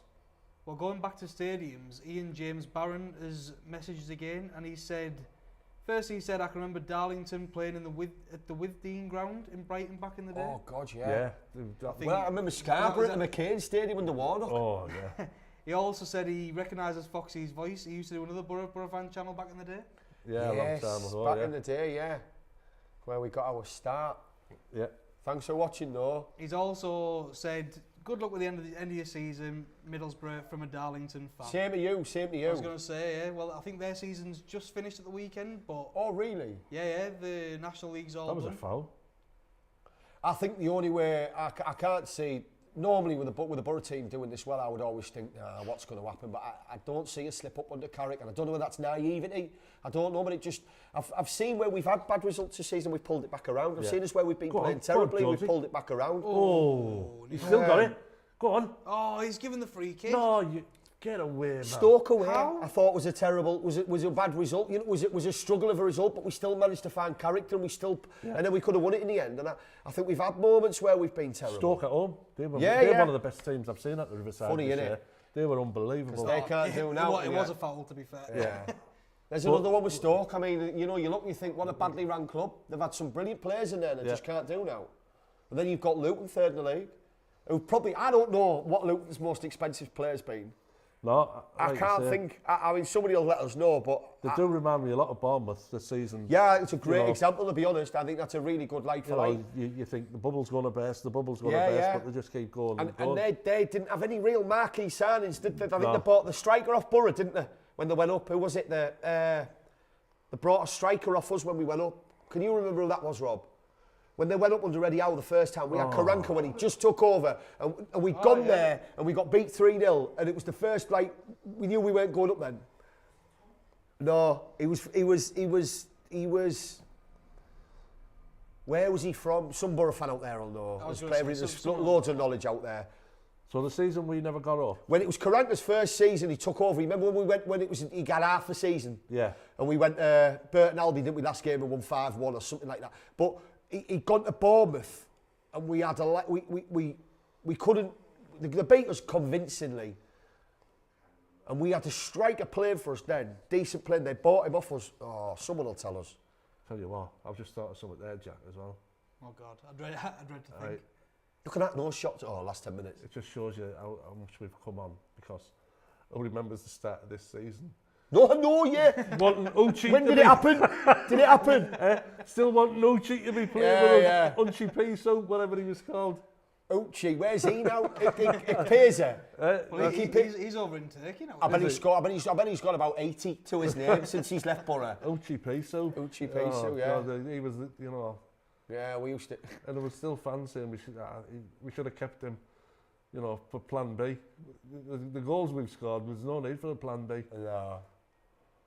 I just think if you bring somebody in who wants to improve your players and he wants to give you confidence on the ball, this has been my argument with football players at this level forever, especially with a lot of my friends, is that Boro can't play football, the players aren't talented enough. I said, how do you think they've got to this point? Because it's the most popular sport in the country, in the world maybe.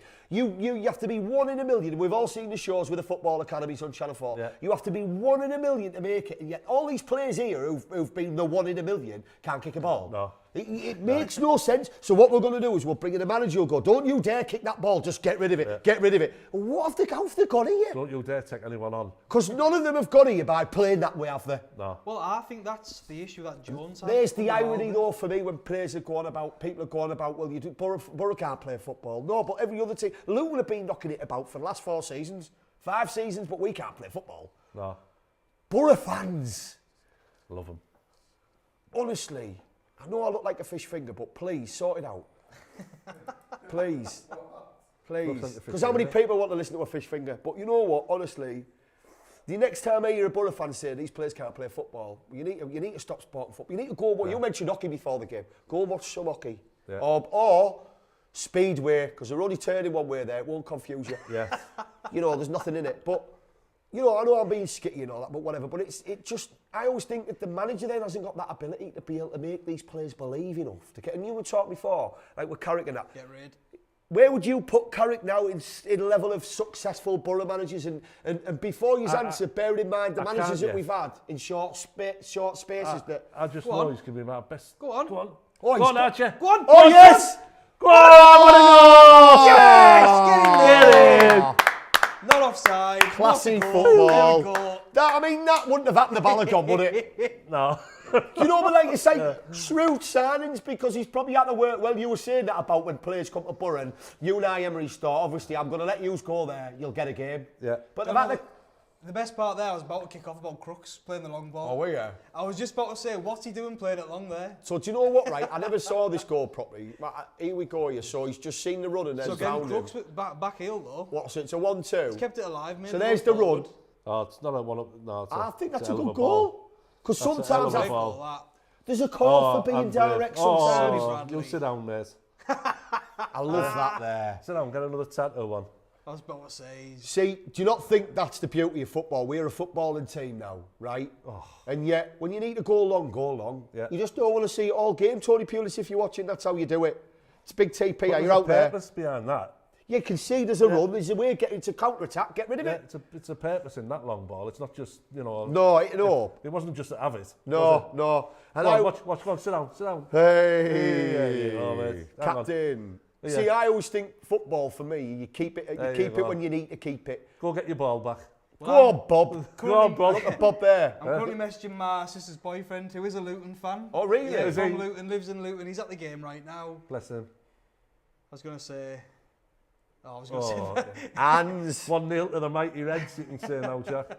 He's had 3 hands since Carrick took over, like, hasn't he? Oh, yeah. Stefan. I love him. Do you know what? He's got some great distribution. He's a thing, right? Just let me pause this to you. Sometimes have 1 foot. Yeah, true. Actually. Would you keep him next year? Yeah. Would you go looking for another keeper? Why go look for another keeper when he was playing for the best team in the world last year? Now he's playing for the second best team in the world this year. So why would you get rid of him? Do you know what the irony in that comment is Boro beat them, what was it, 8-2, 8-1, remember? 8-1. And after that point, they turned into the team they are now. So Man City fans, if you're out there, you've got a lot to ask, you've got a lot to say to Boro. You've got a lot to thank Boro for. We beat you 8-2 that day and it changed your world. Bowler? Yeah, it was Bowler again in strike for some reason. Bowler up front.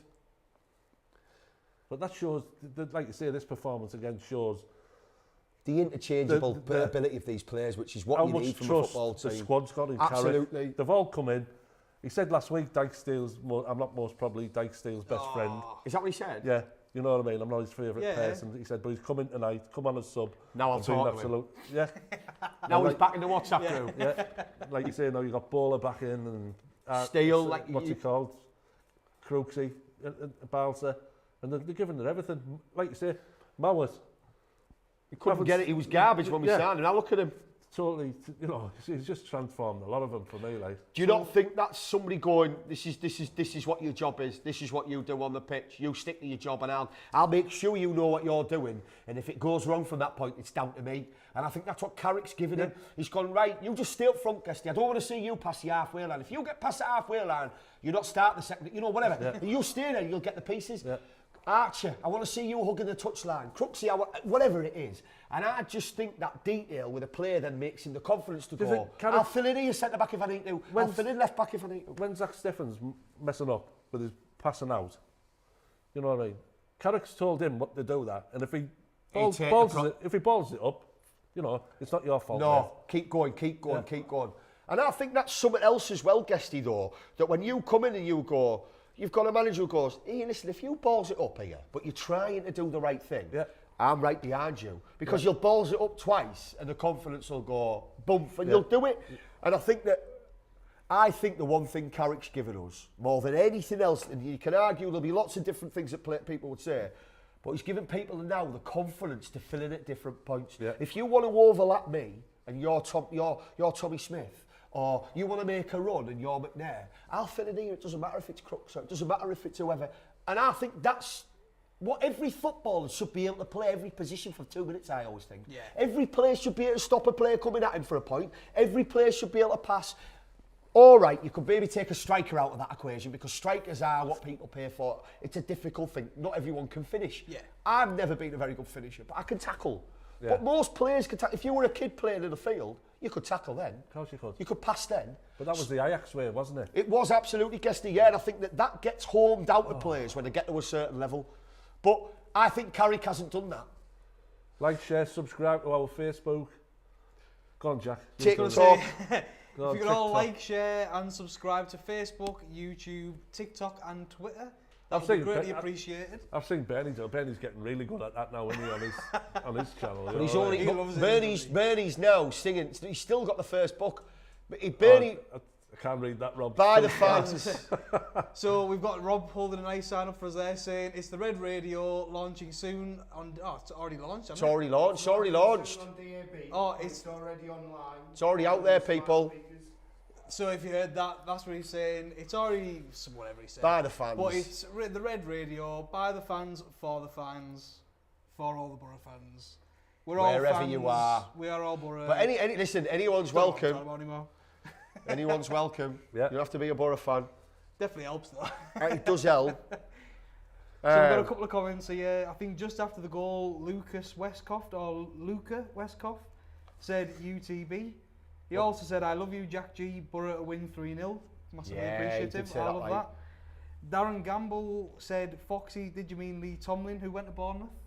No. But that's a good shout also.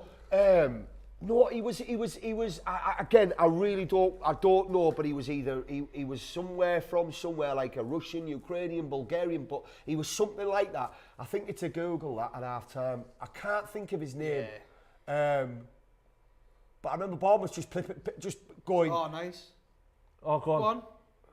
Finish. Oh. Yeah, see, there's something else as well that I've noticed. Ironically, since we've taken Jones out the team, and every goal we scored came from a wide cross. We score now. Our crosses, the accuracy where they're going. But there used to be crosses fizzing into our box and there was never anyone on the end of it. No. Now, there's no direction, was it? It was just bang it in. Yeah. The issue, not the issue we've got now. The problem that we've solved right now is all season. It's been predictable. It's all come from the left-hand side. Ryan Giles, swing it in, early cross.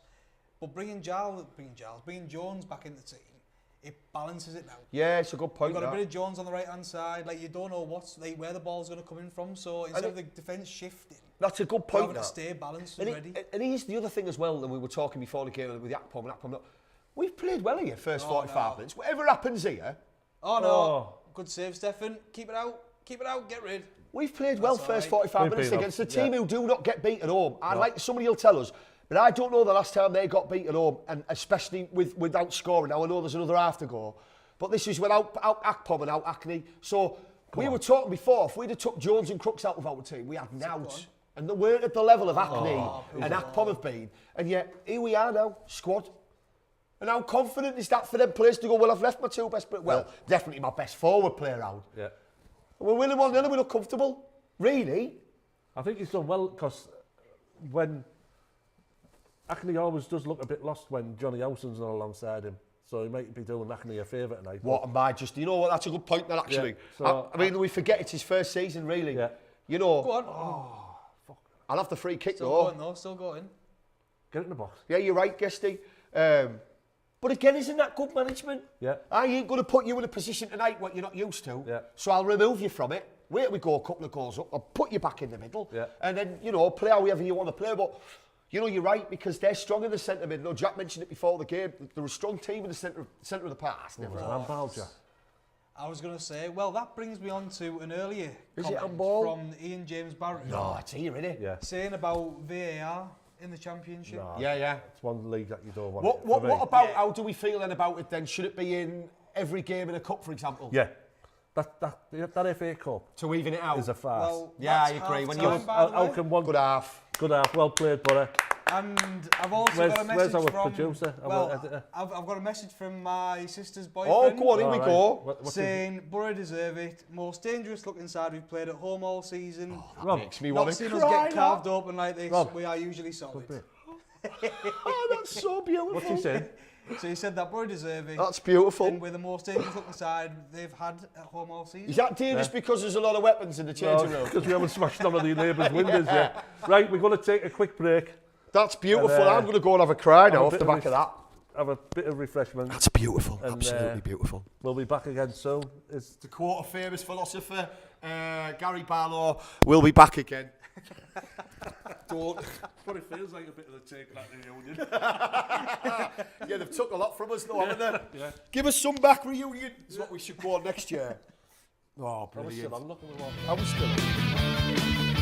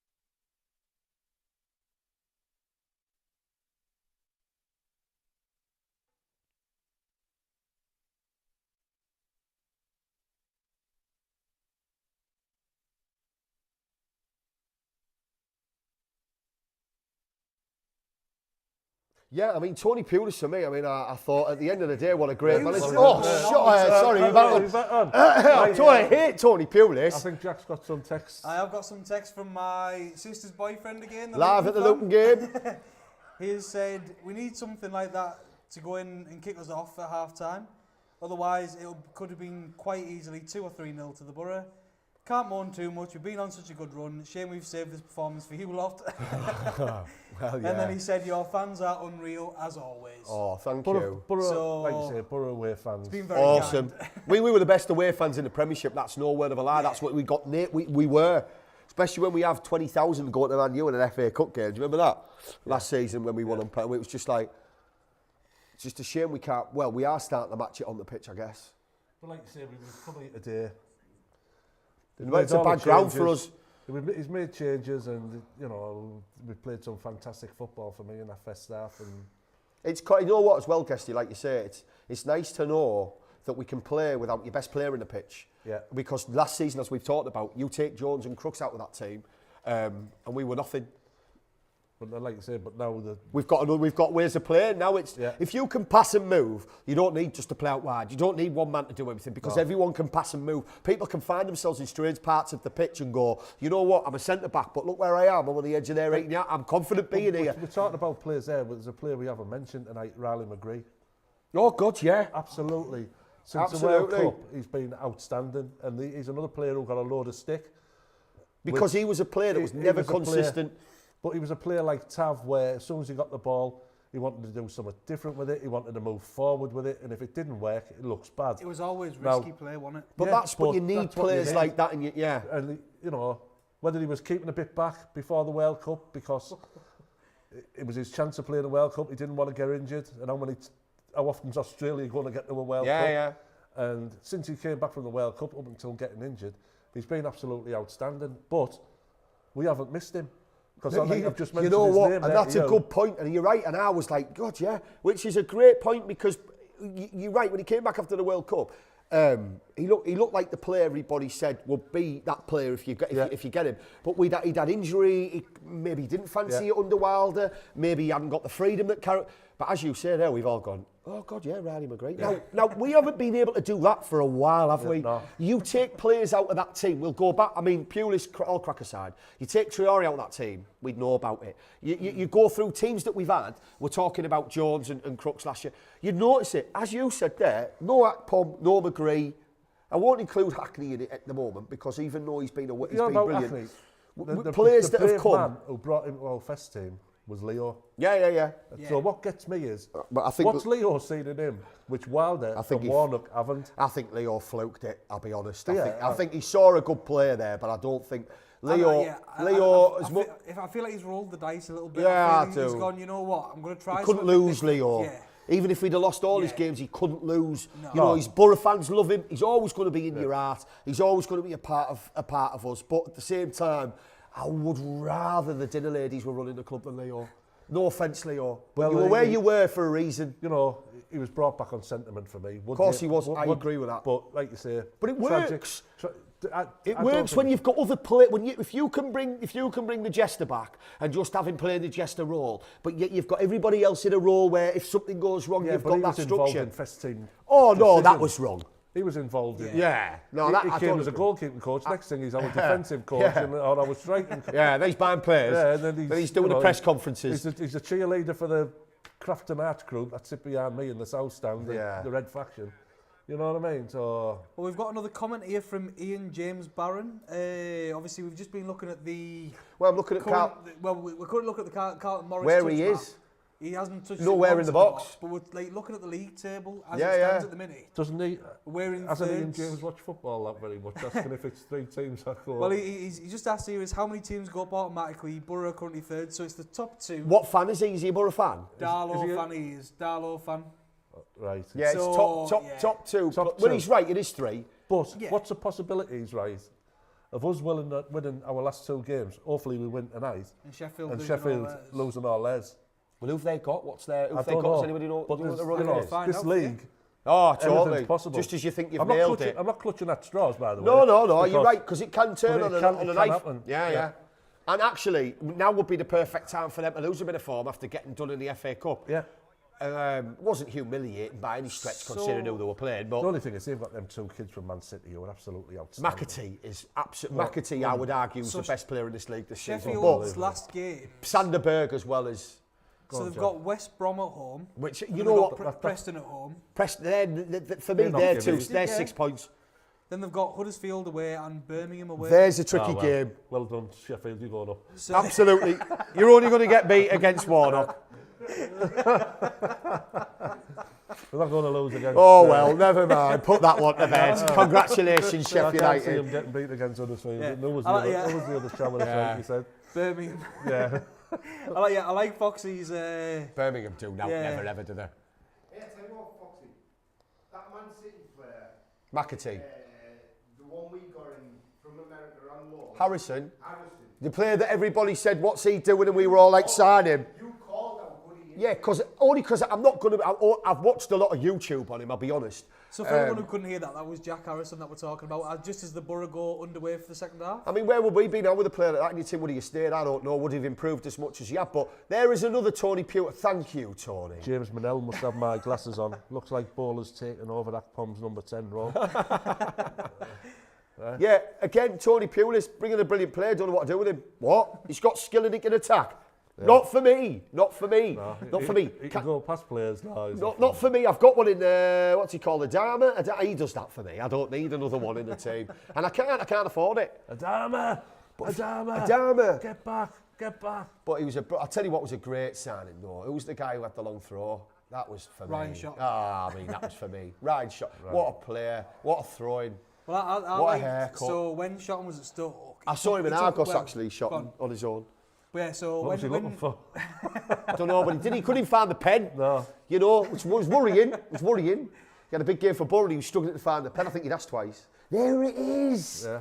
So Ryan Shotton, when he was at Stoke, he took over from Rory Delap from the long throws. Oh, God, really? That's right. Yeah, they had Delap. Yeah, and the headline You're having a about Delap. Ryan Shotton was, he's the heir to the throwing. Genius. You know That's what? genius, that. At one stage in that season, he was our best player. He was. Going forward, Shotton. But somehow he Do you know what that That's comment how- reminds me of? that's I how- don't know if... Is Phil Bullock watching? That's how bad... Do you remember when Phil Bullock said football isn't a contact sport? I figured it out. Do you remember? We were stood on the front and he went, I figured it out. Phil, if you're watching, please comment. Football's not a contact sport. And I thought, after that, wow, maybe you should watch tennis more. But I think if you, please tell us so, Phil. Please, he'll deny it though, I know he will. He will deny it. Ryan Shotton, our best player, wow. Was that, you know what I Yeah. mean? And he got injured and we thought our season was over because Ryan Shotton was injured. That was just after Traore. Can I pick it up? It's a penalty, Ryan. Can I please throw it though? No, it's a penalty, Ryan. Yeah. Please let me pick it up. No, Ryan. I can chuck it right far. Okay. There was a lot of battles with him and that we didn't hear, like about Ryan Shotton wanting to throw everything. Oh, and people saying, no, no, it's your feet. Giles.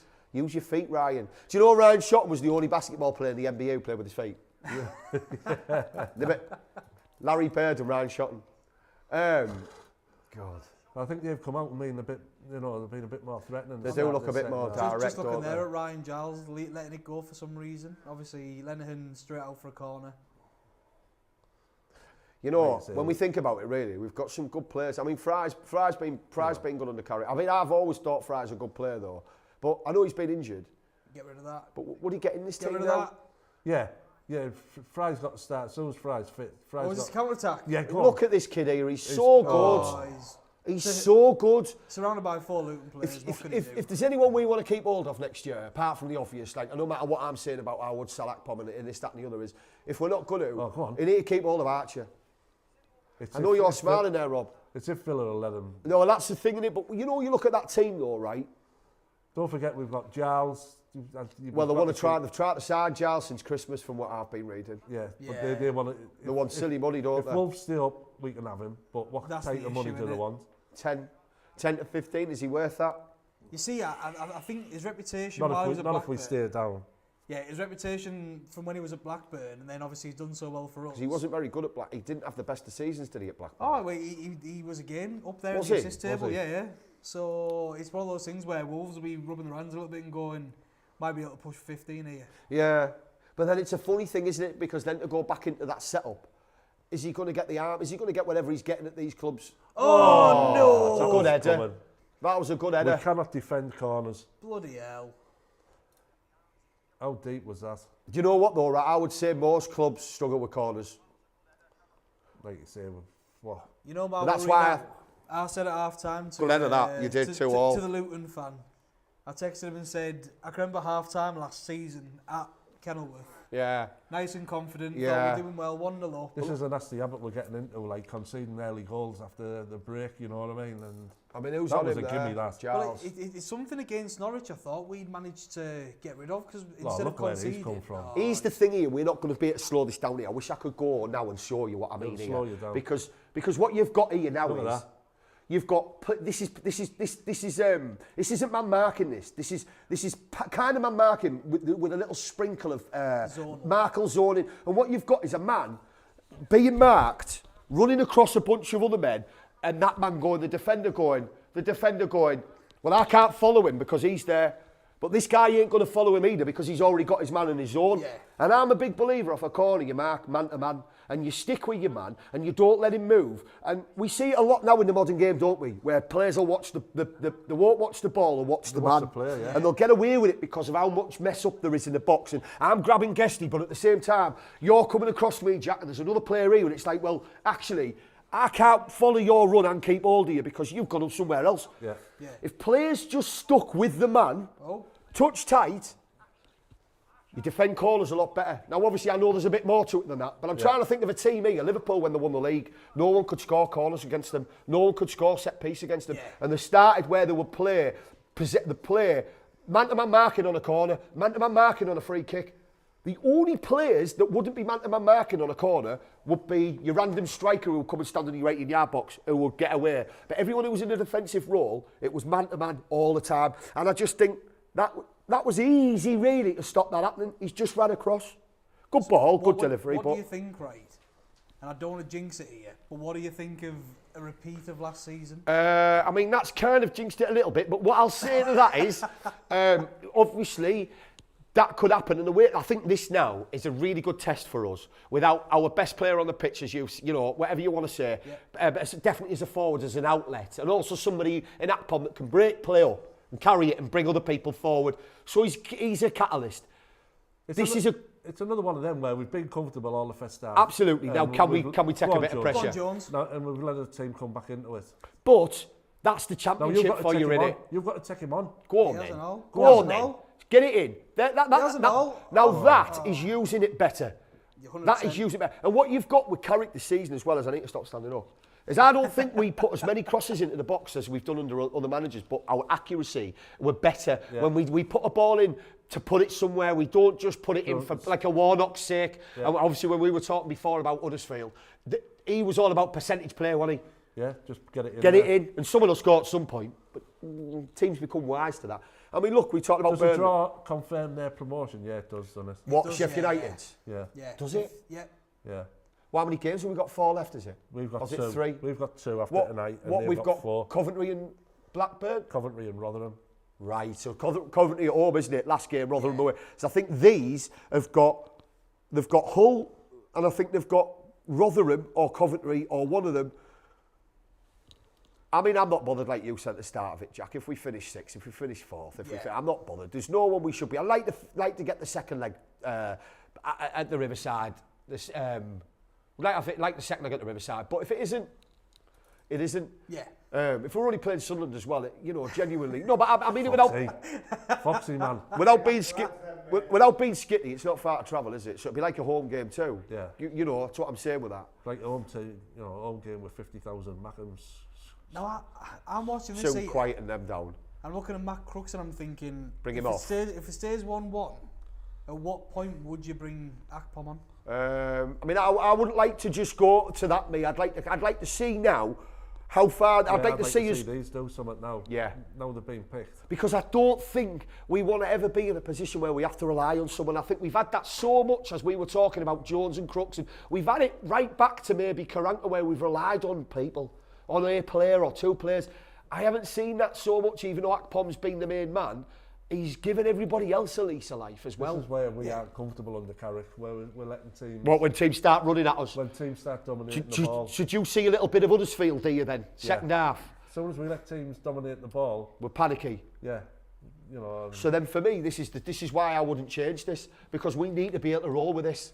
And we need to be able to get to the point where we go, no, I'm comfortable in this position. If you're going to come at me, come at me. Would you look at making any changes? No. Not yet, no. Only because we're 10 minutes in, Jack, and I think this you've got to let this play out a little bit here. This bit of a storm. They were always going to come back, weren't they? It's a nothing game for both teams, so you've got to let these... Yeah. You've got to let what's out there deal with it now. Would you look to bring Moniz on, though? Try and get him some Well, minutes? There's a decent. I mean, would you? I mean, what in a big game like this, would you? I mean, I'm all for it. If he's on the bench, he's good enough to come on the pitch. You know what I mean?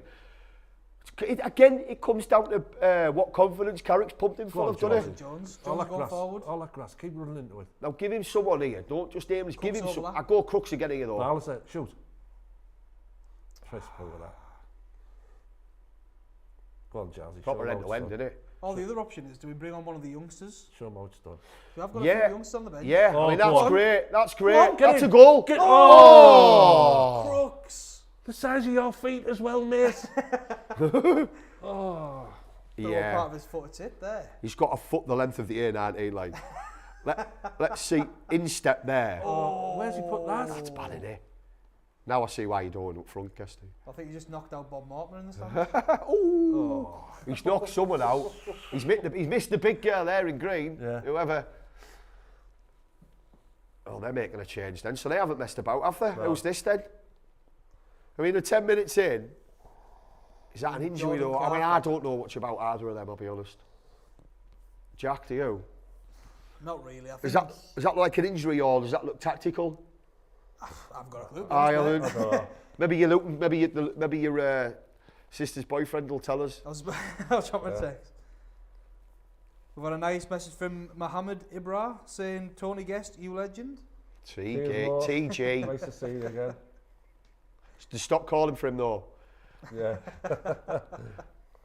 It's nice though when you're waking up with somebody going, legend, outside your window, then moves on and goes to work. Postman or something. Who's that out there with a big scarf again? Or just Ibba? The milkman's been outside 20 minutes. He won't La la la, in all weathers. La la la. Good lad. Yeah. I mean, it's just this to me just looks like a steady away championship game. Both teams up there. Doesn't look like anyone's really amateur weight, is there? It's just nearly. like you say, it'll come to a point during the second half. Sit down. I was going to say. be a bit go, yeah. I think it'll come to a point in the second half where it'll just die. I mean, a death. I do think 3-1 Boro, like. Do you reckon? I do know I've seen the game. I'm not trying to claim anything. I do think now I'm now watching it. I think they're having a little. Yeah, what have we been doing for the first 57 minutes? Yeah, I know. Yeah. Tackle there's proving me wrong. At least there's still a bit of commitment going on. We've got the red watch along. The red watch along. And Foxy's watched none of it. He's just tuned in. Yeah, tuned in now, an hour in. Look, because you know, sometimes you just look at a game and you think, like, it starts, you see the flow in it sometimes, you think, well, if we put out this, next 5-10 minutes of this, Yeah. I think they'll quieten down a little bit. And then, you know what, I think they'll burn out a little bit. Because I don't think they'll have worked this hard for a while against us. Because you've got to work hard against the Boro team now to get the ball and keep the ball. Yeah. We make you work, we make you want it, make you have to keep it, you have to do a lot. And I think fitness levels are key. And I don't know how many games Luton have had this season, especially at home where they've been... Where's Gary Sweet there? Gary... Chief executive. They're all happy there, aren't they? Got Mick Harford there next to him. Yeah, he's looking well. And Tony Pulis. Was that Tony Pulis? Is he in remission yet? Or what is he? He's got the old cancer. I was going to say. Go on, Georgie. Go on, Go son. on. Oh, here we go. Right, Here we pick go. it, He's pick number it. 2. Mark Bowler there again, back in. Have a go. Oh, you Centre Loads forward. of space. Giles, dig. cross it. Oh, you should be taking him on there. Shouldn't you? Should be hitting the bar line there. Should be having, well, it should be taking a shot, doing anything there. Shouldn't you? They take a risk. There's a reason why he's got so many assists, though. Yeah, true, yeah. 'Cause he won't Funny as shoot. I was sat him trying to tell him what to do and he's out there doing it every week. I'd hate to come across as one of them Boro fans because Don't know what you you're know, on like about. I'm a decent left winger, me. yeah, of Can you course. not tell from my physique? Me, of course. Sorry, I'm rude. I'm so rude there. I don't know what I was thinking. I'm on the left, Guesty on the right. Giles is doing the red along. Me and Gilesy, and he's slagging Jack. Man, I tell you what, I want to. Look, though, Gilesy, look how many assists he's got this year, though. He's got at least 20 more followers. You need to be on red TV. Yeah. Go on then. yeah. Barlas has done well. Go on Boro's then. done Go well. on then. Here we go. There's 10. giving it back. Oh, he's- just not enough on it. Go on, it's still running. Still got it. Still got it.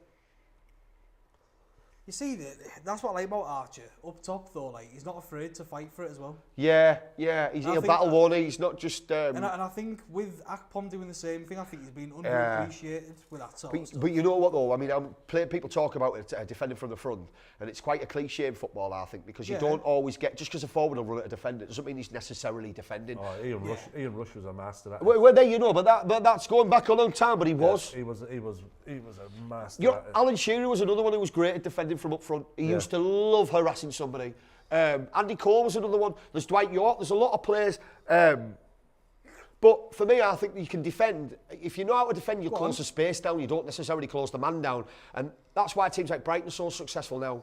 Because they close the space down and you see it right from the top men, which we were talking about before, weren't we? Oh, well then, They're all workhorses. Oh. That's great stuff. Here we go. Have a go, Jonesy lad. Jonesy. Now I'm watching that there. Nice passage of play. They're all one touch, gone, one touch move. It's like watching And the Allen Globetrotters. all that's springing to my head is, have you seen that Twitter video of the Boro fan where he's going, looks good but it's going nowhere, and then we score. No, brilliant. I'll have to show you it after the stream. That's but the it's type of thing absolutely I'd say incredible. that. Get it completely wrong, and then it's, Looks good but it's going nowhere. Oh, we'll never score, we've hit 3. He's got a tattoo on him, hasn't he? I mean, the only bad thing for him there is his tattoo artist is looking and think, well, I've got nowhere else to do one. I know, yeah. What about your cheek? Go on, Go on then. Oh, attack that man. Climbed hard, didn't he? Half an hour here, now we should be looking at making a change. When was the I last time Boro scored from a corner? Oh, God. think. Hang on, Every 2 time. seconds. It was the last time David De Gea saved the penalty. Oh. Still never saved one yesterday, did he? Oh, Last time he was all... Do you know what, honestly, for such a top-class shot stopper, he's garbage with his feet. The thing what made me laugh yesterday was he had all the notes in his bag. Oh, did he? I didn't see that. He never got near one of them. I didn't see that. It's the only keeper that can consistently Go on then, go Jalsy. the opposite way. Yeah, when he knows which way to go. That wasn't a bad ball, that. Should play for Ireland. there we go. Look, see Archers. Oh, that's a foul. wait. No!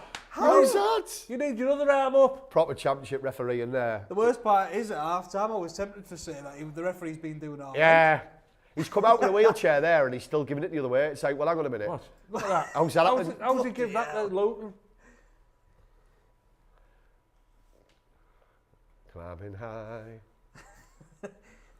Never mind a watch along, we're having a sing along now. climbing. It's just where Rob's going there. Behind. You can't see him, guys, though, but he was... Sorting spider cam out. Yeah, he was in the rafters there Oh, right. without a safety net. Hanging down from the wire. Setting the drone up. Go on then, give him it. Too late. Now I think this is where. See, that's the That's thing a for foul. me with him. That's a foul. He's lightweight, and He's, that is a foul, foul, though. though. Get off him. Leave Give him a down there. break. Who's that? Is the referee giving it as a. Yeah, go Oh, back down. bloody hell. Go back down. Oh, Throw him. don't throw it at him, he gets sent off. I was going to say, Panzu's put his testicles on Jones's head. Why is there a lot of footballers now think they're him off, what's he called? Keith Lemon.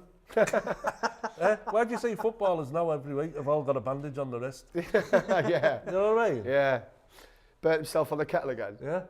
It's like Jamie Vardy though, when he like Yeah. season for Yeah. Leicester. Yeah. For Leicester. For his lucky bandage. Yeah. Wasn't even a bandage though, was it? Like, No. wasn't it a pot, or was it actually I just don't a know. bandage? I don't know. It might have been just a sock. Yeah. Just a long One of their sock. lasses' socks. Strange that, isn't it? Oh, that was handball, Johnny. It's all right. Keep going. I think Dijksteel's look good. He's definitely taken a much more You know attacking what? role. And, Go on, Bowler. Go on. What a ball. see what an easy ball though as well. What a no. ball. I don't think Archer expected No. that there, did he? Would we make a change now? He's offside. No, yeah, it was offside. I think I'd bring Acne on now. Because I think there's a lot happening in the middle here. Yeah. And I just want somebody to put a foot in and just do me- what Howson would do. You just want him to come on because you're not going to see him for ages, are you? No. You know what I mean? I wouldn't mind looking at a bit of skill for like Crooks. I love Crooks when it's just one of those games where he's Look at him there. just the big man up top, or if he's The putting a burnout. foot in the middle. Yeah, yeah. But I think at the minute, like, we're losing that attacking flair. I think he's winning the ball back and he's That's a bad not got the ball, George. pace. I was just going to say. Yeah, I think with Crooks, if people aren't running off him and he hasn't got that immediate pass, Yeah. it's not going anywhere. It's coming backwards. Yeah. Whereas I think with Akpom, he can turn and he'll run, and he doesn't need that for people to run off him. Because that's why you can look at the bench and see we've got Maniz, Akpom, obviously Hackney could probably play in a more attacking role, Yeah. and then Well, that's why he's been getting used the last obviously two we've games, got hasn't Belongo, Stott and Sykes, but I don't really know that much. I about don't them. think I do either, really. he? I think you might see him tonight. Do you know much about him, Guesty? No, No. no. Somebody out there will. My Somebody. mate Macca Woods, he's, you know, Are you watching, Macca? he's a mad Boro, King Boro fan, but... Oh no. Oh no. Oh, what a bad touch, mate. I was Save gonna it. say- No, He's Fuck give off. it. He's give it. Fuck He's off. give no, he it. hasn't. Oh, sorry. He has? has. He's give it. Yeah. He's give it. He's give it. How? What the... No. Because he catches him. He does catch him. It's Yeah, poor. Now, It's how poor. is- I think he catches his back foot here, but it's poor. Oh, I don't know. That's Can't believe it, Jack. like I say. I think that's a bit of a dodgy decision. Watch, there by the watch, ref. back foot here, No. watch, back foot. Watch. Never touched him. Oh, Never touched he him. didn't, did he? I thought he No. caught his back foot, but he's... Oh, Never well touched played. him. Opinions on Stefan? I don't think, now I've seen that again, I don't think he's done He anything was wrong. nowhere near him. First of all, I thought it was Stefan's fault, but then there you go. Beautiful replay. You know, where are we with this? Because should a striker go down when he gets touched and he stays up? So here's the thing. When we watched the game the other night, when what was it, the Champions League? Arsenal Southampton. Did you watch that? Yeah. And That is shocking, referee. No, for me, I can't fault him for going down. no, that's what I'm because saying. He's waiting yeah. for the contact. So like Jesus, Well, there was no contact. That's where the referee needs to improve, and this is where it goes back to the VAR. would that not? Yeah, that's when VAR is When we useful. say, How would is that? VAR in the Championship? Kicking a keeper, is that the same? 'Cause, Has he yeah. affected your run? Could you have jumped it? Yeah. You know, like the thing I was going to say Oh, about he's missed a few. Arsenal Southampton the other night is Jesus went down, got tackled in the last 5 minutes, and he got up straight Is away. that was Adebayo. This is Carlton Morris taking it. Oh, well, why did they put that up then? Bit of a pointless graphic to get Yeah, everyone no. excited there. Oh, he missed. Miss. I think he's saving Miss. this. He's missed it. Nah. Well, Oh, just, Zach There it Guesty. goes again. well, yeah. The thing is, just as you said, I think he's saving that. I got a nice little shushing emoji from the Luton fan. So See, I hope now we doesn't go bring Akpom on. Don't do that now. Don't do that, because that penalty there wasn't a consequence of us playing bad. That was No, a no. counter attack. Dodgy. All right, he's won a penalty. That's what you call winning a penalty, that, though, innit? Bollocks. like I say, But it's clever.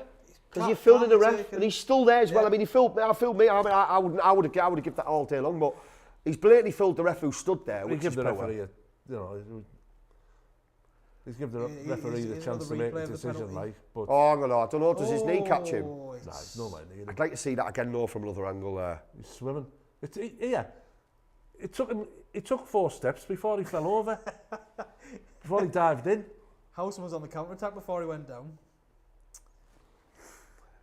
We see the things we've seen all this before with strikers getting Oh, caught he's and not. loving it now. He's loving Yeah. it. Carlton Morris, 20 goals That's this season. see, for it's Luton. impressive that we've seen it with, haven't we, with strikers not going down when they should go down and not getting the penalty, and then we'll see it. So I don't know whether there's something in between where a referee. Who was it the other night? Did you see the Champions League game, the Man City Bayern Munich game, and it was an ex-professional footballer refereeing it? No. And he played at the highest level. I think he played in the German league. Yeah, he Bald was class, guy, he was and he good was at- brilliant. And there was so much that went on in that game. When it was always going to be one of them games where it was a get-to-it game, Yeah. where he wasn't fooled, Yeah. or he'd seen it, or he's been in that situation. Thought I wouldn't give that. I'm not giving Yeah. it. But you know, how many far and few betweens do ex-players get the chance to go? Do you want to be a referee, or do they actually want to be a referee? That's where the evolution of football needs to go now. 100%. We need now, for definite, people in the game who are refereeing at the top level who've played at least a decent level. Because, But again, this is where Someone who's played the game would have known that was a blatant dive. Yeah. Not, you know, what I mean, not someone who's At a good level, you know. not someone who's sat in a computer room for hours and hours. Well, they're not- learning how to become a referee. But again, this is where for me though, VAR, like, don't get me wrong, it doesn't solve all your problems. But in that situation, Just where- clear up VAR some wouldn't- stuff. yeah. VAR wouldn't have overturned that Do you not think it would have? because the referee give it. Yeah, but sometimes they will overturn it Nah, if it's well. not clear and obvious. But then, I mean, how long we've seen referees stand at the thing for 5 minutes looking, is it clear and obvious, is it clear or not? It's like, Yeah. that answers your question if it's took you Yeah. 5 minutes. If you can't see it the first go from the right angle, it's not, Take him on, it's take clear him and on. obvious. What's more worrying? Take him on, go on then. Oh, See, we don't deserve to be getting beat here. no, definitely. That's This the worrying isn't- thing. It's another away game where we've Jack been called it. dominating and we've gone a goal behind. It's getting a bit naughty now, isn't Called it, jinxed it, call it what you No, want. but I think you're right, though, because it now is 2-all all over, innit? it? If Kofi that, wants to fight him now. unless they go 3-1 up. But Look at he's got tight hold of him, look. You can't get, look at that. Well, yeah. where's the linesman there? That's what I mean. Right, here's a point for you. Why have we never thought about having a linesman here? Well, behind the goal. We Yeah. have. Friggin- A fourth Well, ref. yeah, Why don't we have that? Well, they used to have that. They've Didn't done they? it in the Champions League. They had the magic wand, didn't they? Which Oh, what was that? Magic wand for refreshers on that? I I don't think it know. was just to clean their ears out because they never used it to out with them. Pulling know, loads of yeah. rabbits out of that. But, I mean, why isn't that That happening? was Platini's idea, wasn't it? A load of bollocks. What? Having the referees behind the goal. What, not anywhere else on the pitch? Yeah. What, Well, just that- behind the goal? In the Champions Yeah. League. And What, and how did the ref... what, so you don't have a ref in the middle of the No, pitch? yeah. Yeah. So But then you have one on the yeah, edge. Yeah, you have the linesman. I'd have a linesman behind that goal It all didn't day work. long. Yeah, but They were just there, they were just cheerleaders. So you had 6 officials, But but you had them who they were essentially glorified. Well, you know what? This goal is line this is technology, a weren't they? conversation for Mr. Roberts if you're out there, because he Yes. was telling me some stories the other week about how referees like to even it back up or how they take certain course they things. do. Up. So we know that, right? Now, when Dave was telling me some of the stuff, I thought, wow, I couldn't believe it was that blatant. Yeah. So is it the fact that you've had these guys behind the goal line and they haven't been given a job role, and then the cheerleaders? Because Phil surely... Bullock, even the commentators are saying it's a bad decision by the ref. Yeah, Darren Gamble said shocking decision. Phil's also said there was no contact at all. Which is ironic when Phil doesn't think it's a contact sport. It's a bit of crack. It is. Oh, I'd be laughing at home. Well, he hasn't bit, so you know, I'm trying here, Phil, I'm trying. That's a foul. But no, he's right. At the end of the day, there wasn't Yeah. an ounce of contact, and the referee stood there, and it's like, Yeah. well, you know what? I mean, I thought it was a penalty, and I, you know, I can see you can get it wrong, but then, as you said, that's when VAR's good. But Yeah. I just think that the referee, a linesman behind a goal, hasn't been given the right job description, the right role, the right what, because I don't know how it can't work. It didn't work. Yeah. No, but that's what I'm saying then. VAR doesn't work, but there'll be a way where it does work, you know, like there's a way of finding it. I think the premise of it's a good Yeah, don't idea. let referees sit behind the screen. Let ex-players sit behind the screen. Well, yeah, that's the other that is the other thing in it, You know when what we're I mean? talking about giving it, totally. But I don't know how it can't work, because how can it not work if there's a linesman there and it hasn't done whatever it's done, and he can't go, no, that's not right. I don't know how that can't work. Here we go, look at this. Mess in the box. Oh, what the Jesus Never a Christ. big fan of low corners. Never. You know what? Was it Boro. Barlasser who took it? He's going to bring Akpom on here, and and I don't want him to. If you're listening, which I know you're not, please don't bring him on. No need to bring any of them. Bring the No. kids on. Well, yeah. I love this, me, when you see this on the sideline with a photocopied yeah. sheet. Right, he's going to stand there, and he's going to stand there, so you're going to stand there. Yeah, see this is me now. Well, that's in Scarborough. Look Yeah, at this see, one. look, there. look Yeah, there. look at That was her with an ice cream, right? Yeah, we were after a bingo land last week. Look, right. By the way, go on. You go on as full back, mate. I love all that. There's overs doing it, isn't there? Yeah, I know. Look at dice still here. Acres of space. At the end of the day, if you were getting paid 20 grand a year to use the photocopy, you're going to use it. Go on, go on. Here we go, steady as you Sometimes go. it's one pass too many. Oh, is that Mark Bowler again? Is it? Yeah. Is it him? What? On his right foot. Oh, wasn't it? Ebola. Well, he didn't do that great on his left foot in the first half, where he completely spanked it. But it's nice to see him there, though. Well, I was going to say, because yeah. there's a confidence there from him. He would never have been there. Look at Woody Woody, there. Woody. I love it. Woody You thought it know, was in. you can't Yeah. get One of enough the of chance that. It was Woodgate's decision before the game. He's gone, you know what? Let's put Boro at Yeah. Let's put him as centre forward. Did anyone watch Chelsea v Real Madrid in the Champions League the other night? No, I missed it. I was at work. Well, Ashley Cole beforehand, he was stood talking to defenders and stuff, and they were like doing a little thing before the game, and he was like, you, and I thought, that's what Woody does. Yeah. That's what we've got, and I think every club needs that, but it's not just nonsense passion. No. It's Because there's passion. there's a lot of people out there in the game that have said, footballing wise, Woody, he's an intelligent footballing guy. He was scouting for Liverpool, wasn't he? Yeah. With Klopp. You don't get to do that if you don't know your stuff. And I think now maybe this role now for him, where the final decision doesn't stop with him, and it's not all about what he wants to say or tactically. He's got someone else to sound off. Or Michael Carrick's got, but who knows the club? Yeah. So then you've got that extra little bit of come on, good old. I think that adds to the calmness, as ironic as that sounds, because Do you know who you're playing for? exactly, and You know what I mean? you need that at clubs, especially with a club like Boro, where we're the long gone of the days where we're going to bring in a World Cup winner and a European Golden Boot winner and a.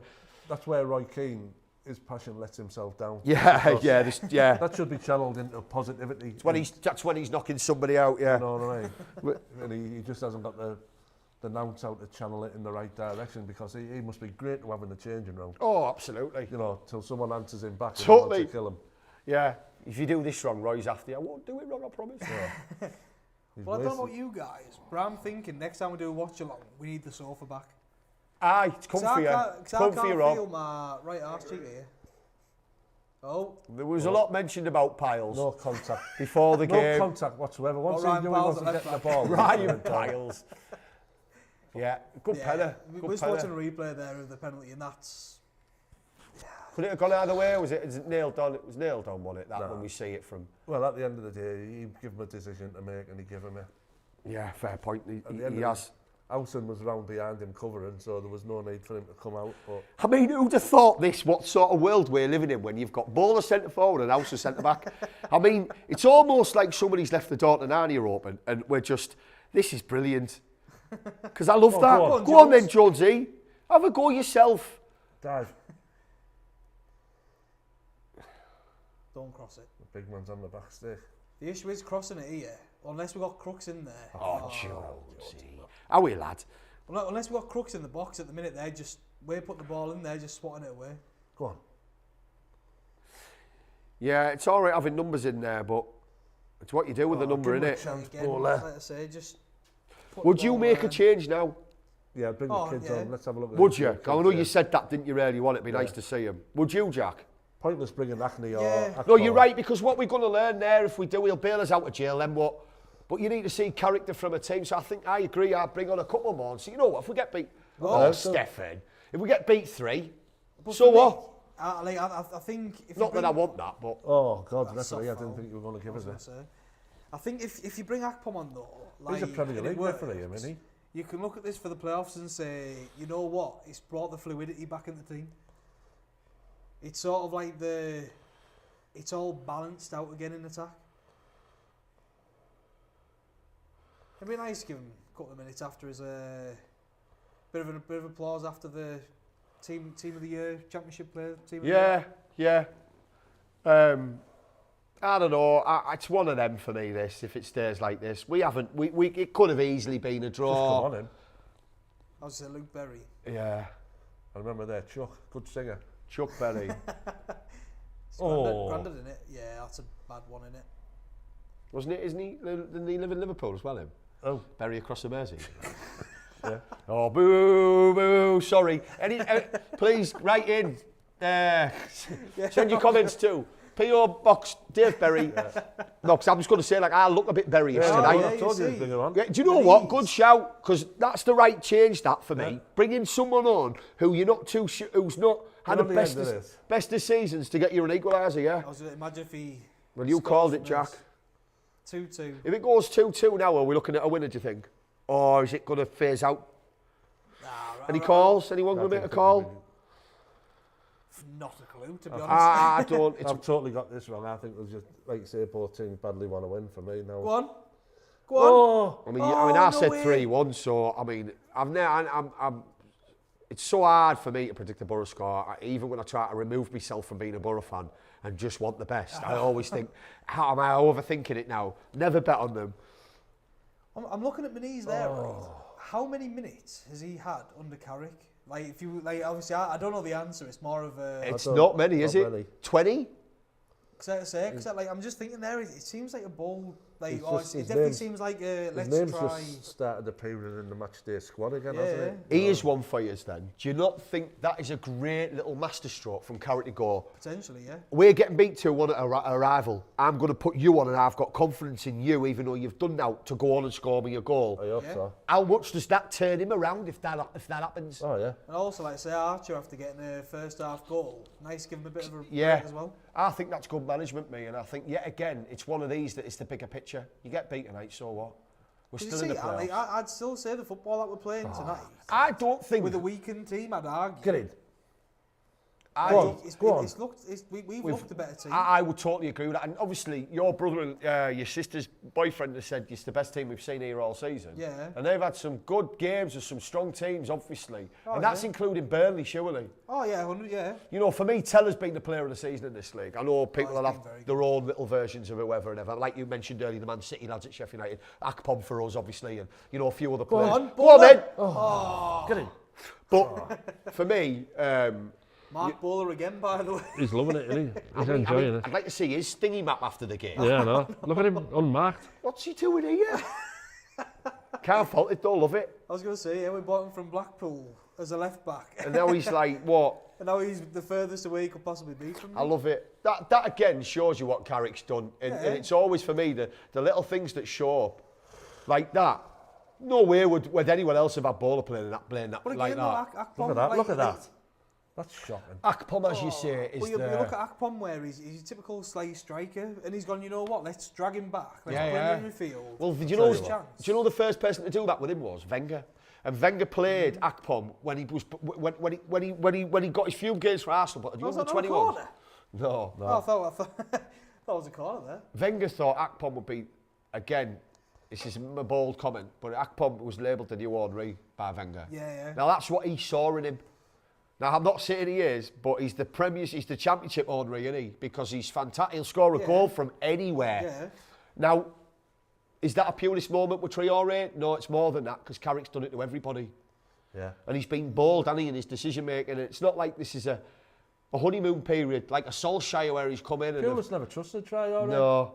Which is ironic, isn't it? He had him running up and down the same wing. Well, First half, he'd have him up the left, and the second half, he'd have him up the right. So he could keep an eye on him and kept shouting him back. Yeah. Funny that how Tony Pulis managed to learn Spanish. I know, yeah. But yeah, he couldn't learn how to make a team attack, but he learned Spanish. Listen, for me, I've got a tattoo next to him on my back. I never missed Him and Lenny making out on my back. I've seen every game under him. He was unbelievable, man. Oh, Pulis. Home and away, every game. I have never been so... I've never been so happy when he got the sack. I mean, honestly, I remember us doing the Leeds United game, right? We did a show for the Leeds United game at home. Me and Rob went to the Riverside. It was freezing. Do you remember the game was going to be called? We beat them 3-0, Bamford hat-trick, wasn't it? Yeah. And I remember coming out that game and in that game, this is going to sound so bad, thinking, please, whatever happens, do not let us go up under him. Please, our club will be ruined for the next 10 years because he'll buy players that suit that football to stay in a league that we're not going to stay in. Then we're so far away then. And obviously, we didn't go up. Thank God. Yeah. But from that point on, I have absolutely, Tony Pulis has been my best man at my wedding if I ever get married, yeah. Absolutely. Because I'm so glad that... Do you know the thing is with this? I don't know... time to propose. Is your missus watching? She'll have turned off. I remember Warnock going to Chef I Wed. can imagine she'll hear enough at all. Yeah, she doesn't even... She walks around with earplugs in. E-Defenders I got her for Christmas. So I think that's what we need for the next one. For yous. Yeah. So rude, but but so true. You can't argue with the fact, people. However much it hurts. Yeah. But do you remember when Pulis got the job at Chef Wed to keep them in the league? So what happened was, if nobody knows out there, I'll keep this brief. Tony Pulis got the job at Chef Wed before they went down from the Championship. He took over from Gary Monk. We all know that. He's the only manager to take over from another manager twice in the same league. Yeah. So he took over from Monk. who blew Chef Wed's budget. And they brought Pulis in, and Pulis, I only know this because the Chef Wed chairman came out after he'd sacked Pulis to right a few wrongs. Pulis got the job. He said to the chairman, I don't need to buy a player. I'm happy with that squad. I'll keep you in the league. A month in, they didn't win a game. No. Chairman came to Pulis and said, look, what's going on? I thought, he said, look, I need players. And the chairman went, well, you're not getting any. We said, but you told me you could do it with this squad. No, I need some players in. He sacked him. Tony Pulis had come out and said the reason why he left that club was because the chairman wasn't playing the players. I don't know if you all remember this. Yeah. And I'm defending the players, and in protest, I'm leaving. No, Tony. Tony, listen. I ain't got a problem with you. I think you're a lovely man. You bet you're a great man. I don't drink, but I bet you're great at darts and dominoes, and you're great for a pint. But you've got to just stay out of football, mate, please. Yeah, stick to your walking. Stick your walking, or stick to when you sit on the ball that goes a different shape, because that's the type of football you like to play. What's going on here? Oh. Nobody's given a foul right over there. Giving a foul over there. And Have we got an equaliser here? Nah. I'm talking. How are you, Guesty? The free kick's over there, you dizzy.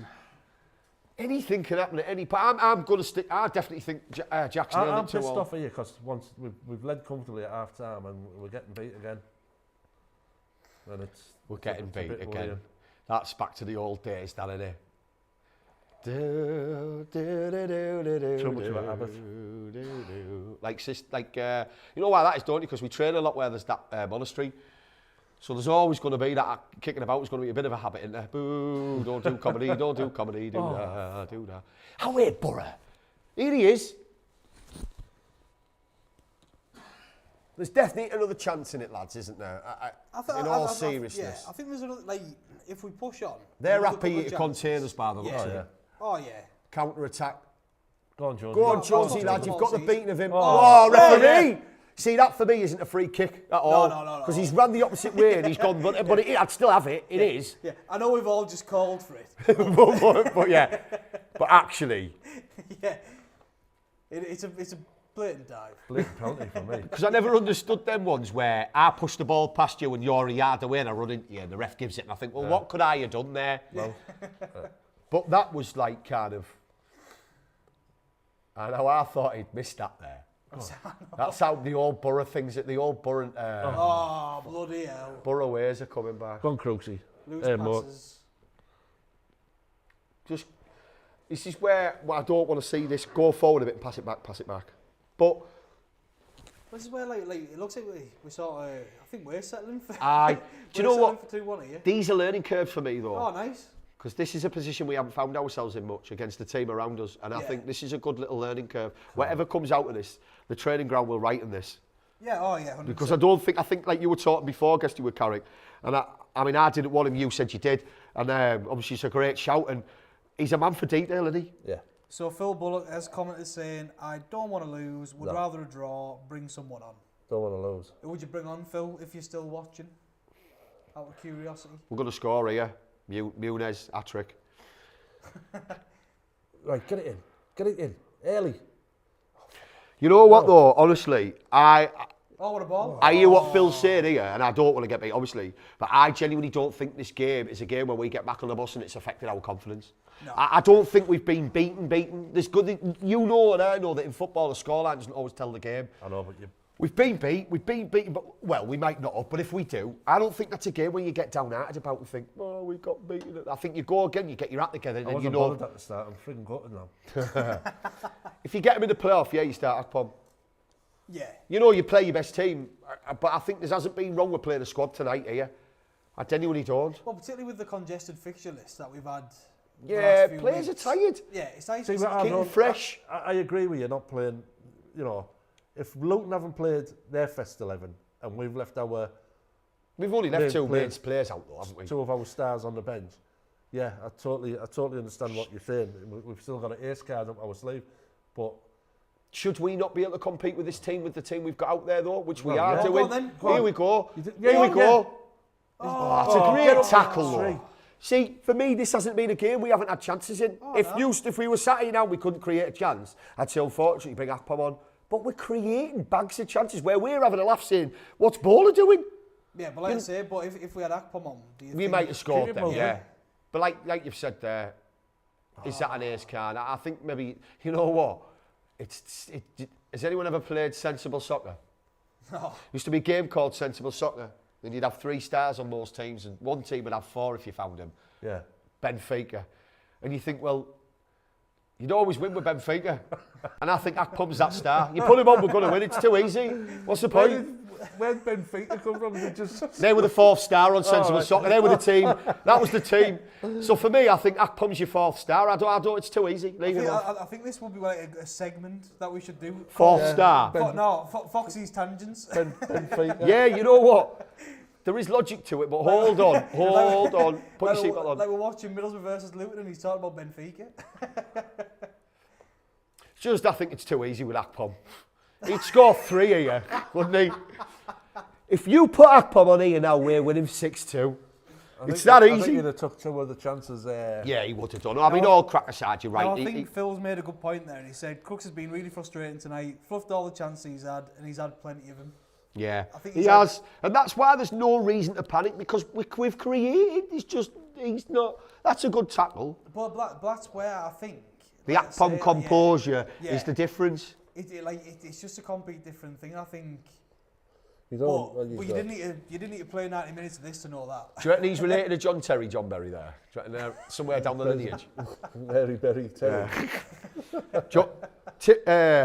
Colin Berry is related to John Terry. There's no point. The things you do in a game when Boro getting beat. Right now, if this was at the Riverside, I'd be having there'd be about 4 pints there now, wouldn't it? Line them up. Yeah, I mean, it is frustrating in all honesty. Look at that ground. There's nowhere for the figure. There isn't, no, is there? There's nowhere for the manager's there. He's took a penalty from the bath. Yeah. And 5 minutes. 5 minutes. Time. There's people with settees closer to the ground than... Yeah. Farther away. It's unreal, that. It is like it. Well, Carrick's come off the bench and he's playing right wing. You could easily have a slide foot out there and trip him over, no one would have a clue, would they? Came out the crowd, boss. Like Mourinho and that soccer raid. Yeah.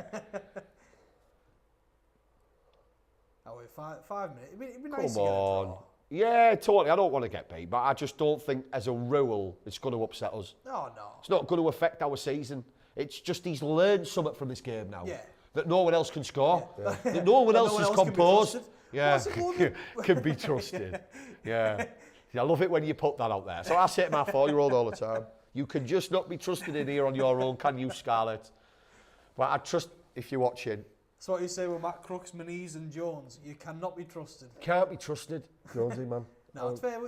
You know what, Jones? I think, yeah. He's been all right. Yeah, like, his final balls let him down a bit today. He's positive. But he's definitely taken him on. I think with Crooks, if he's got too much time to think about it, he's not scoring. But I think if it's an instinct strike, more often than not, he's going to do something with it. And I think a lot of his goals have been that when you look back over the last 2 years. Whereas, give him time and he wants to do something fancy. I think he always thinks he always thinks he can do something. Yeah, he wants to do something extra. Where just put it away, slot it away, put it in the bottom corner. It's not. It doesn't have to be a worldie. Oh, go on! Now you're knocking out tricks. Is that Berry? That went out anyway. Go on. Is that Ribena Berry there? Because it's a good tackle. Go on, Josie. What? Oh, away! Come on. Play on. He's the 4th man. He's been from Benfica. Him. That's what that was. That was the star there. That was a lovely bit of skill, but it meant nought. Does anyone remember watching Anthony knock that bit of skill out for Man U early on in the season where he spins the man and kicks it straight out? And we got loads of great. You think, well, yeah, it looked great. I thought it looked absolutely fantastic and then he gets slagged and then he kicked it out. But that's what you want players to do. Yeah, we want entertainment. Crooksy there. Honestly, how many megs can one man get in a game? Come on. Here we go then. Here we go. Come on. One last chance. How we, Charles? Get a ball in. Go on, son. Oh, go on. The old Chris Waddle run. That's a great ball. He knows attacking the centre spot. Jonesy. I'll blame that on Bowler. No, get up. Get up. Tackle him. Luton here are going to take the roof off. No wonder. I think they've won the Champions League. Fucking Nunes, man. Nunes or whatever he's called. I think you were right with the first part of that when you said the FUC. The Nunes bit didn't it? You knew. If you start with that sentence, you know it's going to end in a Nunes. Are you having a Nunes again? Yeah. What chance have I got? I mean, he came from Fulham. It's Fulham, isn't it? He came from Fulham with, He's only a young lad. Isn't he? He's only 22, 23, I think. Brazilian as well. You'd think he'd have half or something. Yeah, Wouldn't you know? maybe his mum is, or, Yeah, or maybe his mum's had a or Brazilian. his girlfriend had one about 2 years ago. Yeah. You know what I mean? He's advertising. I don't know who's Jenny's pit pal or whoever it is, but he's had. Yeah, she's had a Brazilian in '82. Yeah. And now he's qualified for the Samba Boys, hasn't he? Yeah. How have you managed to do that? Yeah. Went to Rico's and there's the business. Yeah, went to Rio. Wasn't there a Rio bar Rio somewhere in Boro? Wasn't there? Yeah, Rio Steakhouse. Rio, if you've been in there for longer than an hour, you're classed. You're Brazilian. Get a citizenship and a free steak. Go on, dig it. You know, like when you go to Central Park to sing your birthday? Oh, what was that? They'll bring you a cake out and everyone will sing your happy birthday in Central Park. Yeah. You go to Rio, you stay long enough, you get a passport, you're Brazilian. And I know for a fact Muniz likes a steak, so, you know, it's up to you what you make of that.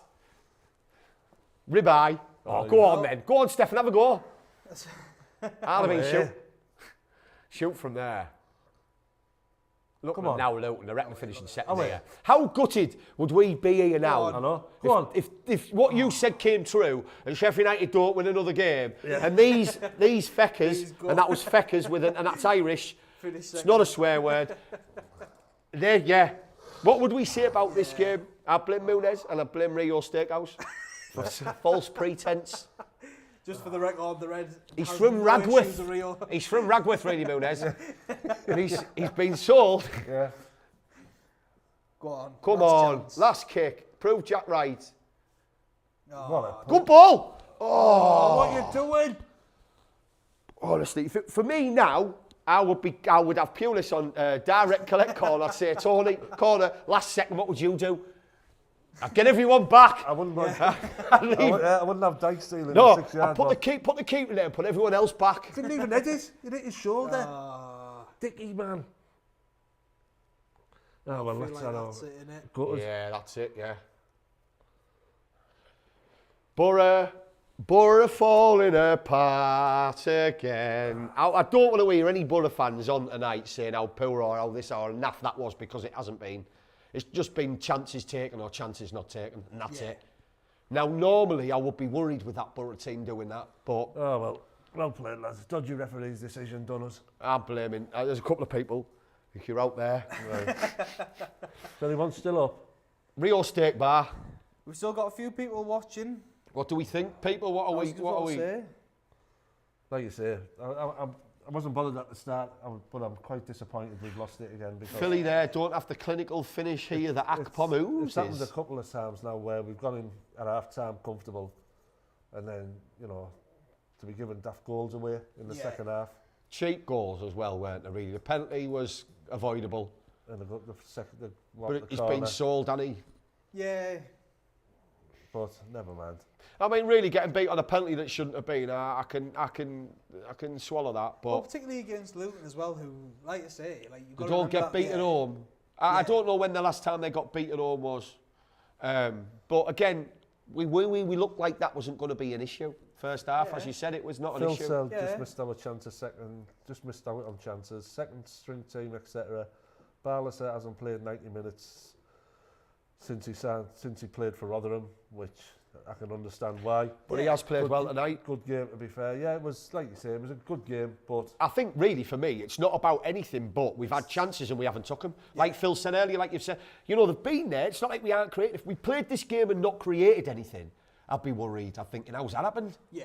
But we've overawed them. Luton aren't going to finish second because their goal difference. Well, look, Sheffield United 2 games in hand on them as well that I didn't see before. Yeah. Oh, yeah. I don't know who that is against, but I would like to think that now they're out the FA Cup, they're focused. Because I thought their slip-up would be... Huddersfield and... Well, you said that. Yeah. I thought their slip-up would be after they got past the quarters into the semi, and then I thought the focus is on that game. Well, and it hasn't been... Yeah, Sheffield only need 3 points from 4 games. Is that what it is? Yeah, so did you not say that if Luton win tonight, that's confirmed them up?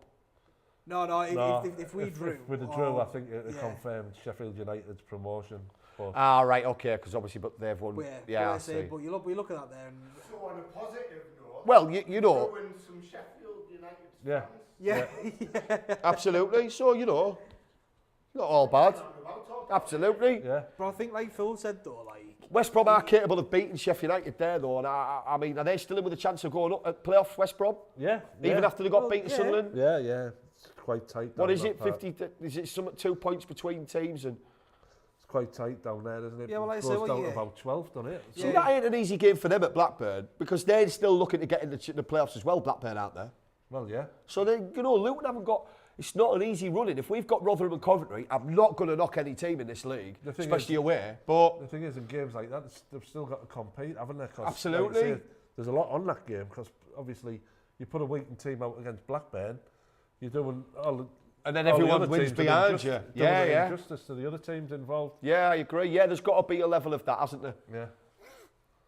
Well, I think just look at the table here, and there are 3 points between 12th and the playoffs. Bloody hell. I So, wonder when the last time that was, that's crazy. I know, yeah. like I say, it's like, again... You can't afford to yeah. drop points, But really. there's only 2 games left now, Yeah. really, Jack, isn't there? Yeah, You know, like- again, like I'm chuffed. Obviously, for Boro, we don't have to worry about it. Like we've confirmed it. It's not possible. Well, for like any you said team at the to catch us start, up. if we don't win and we don't win, and then we go into the playoffs and we clean up. And like I said, and realistically, if there's 6 points left for grab, so we've actually, so we've confirmed 3rd or 4th as well. Oh, yeah. So we've confirmed a home, Oh, yeah, like definitely. like home second leg anyway. Yeah. So that's the other positive. But again, like I say, it just depends on who we're going to be playing. Right. It's Millwall, I think, is scruffy, but yeah. Yeah. Like I said, I think that's a worry for next week. Right, Jack, close the show. Pleasure. Right, thanks for joining. Obviously, remember to like and subscribe on Facebook. Obviously, share on Facebook. Like, subscribe on Left your hand up. YouTube. Follow us on Twitter and follow us on TikTok for any of the shorts. Well done, son. And don't forget Red Radio. Listen, tune into that on DAB and soon to be the rest. He knows all the crack, doesn't he? Hey, absolutely. That's why he's the anchor man. Right, thanks a lot. Well played, Up Jack. the butter. Well played, the Jack. butter. I blame Up the Jack for that. Well Thank you played. very much. Well played, Jack.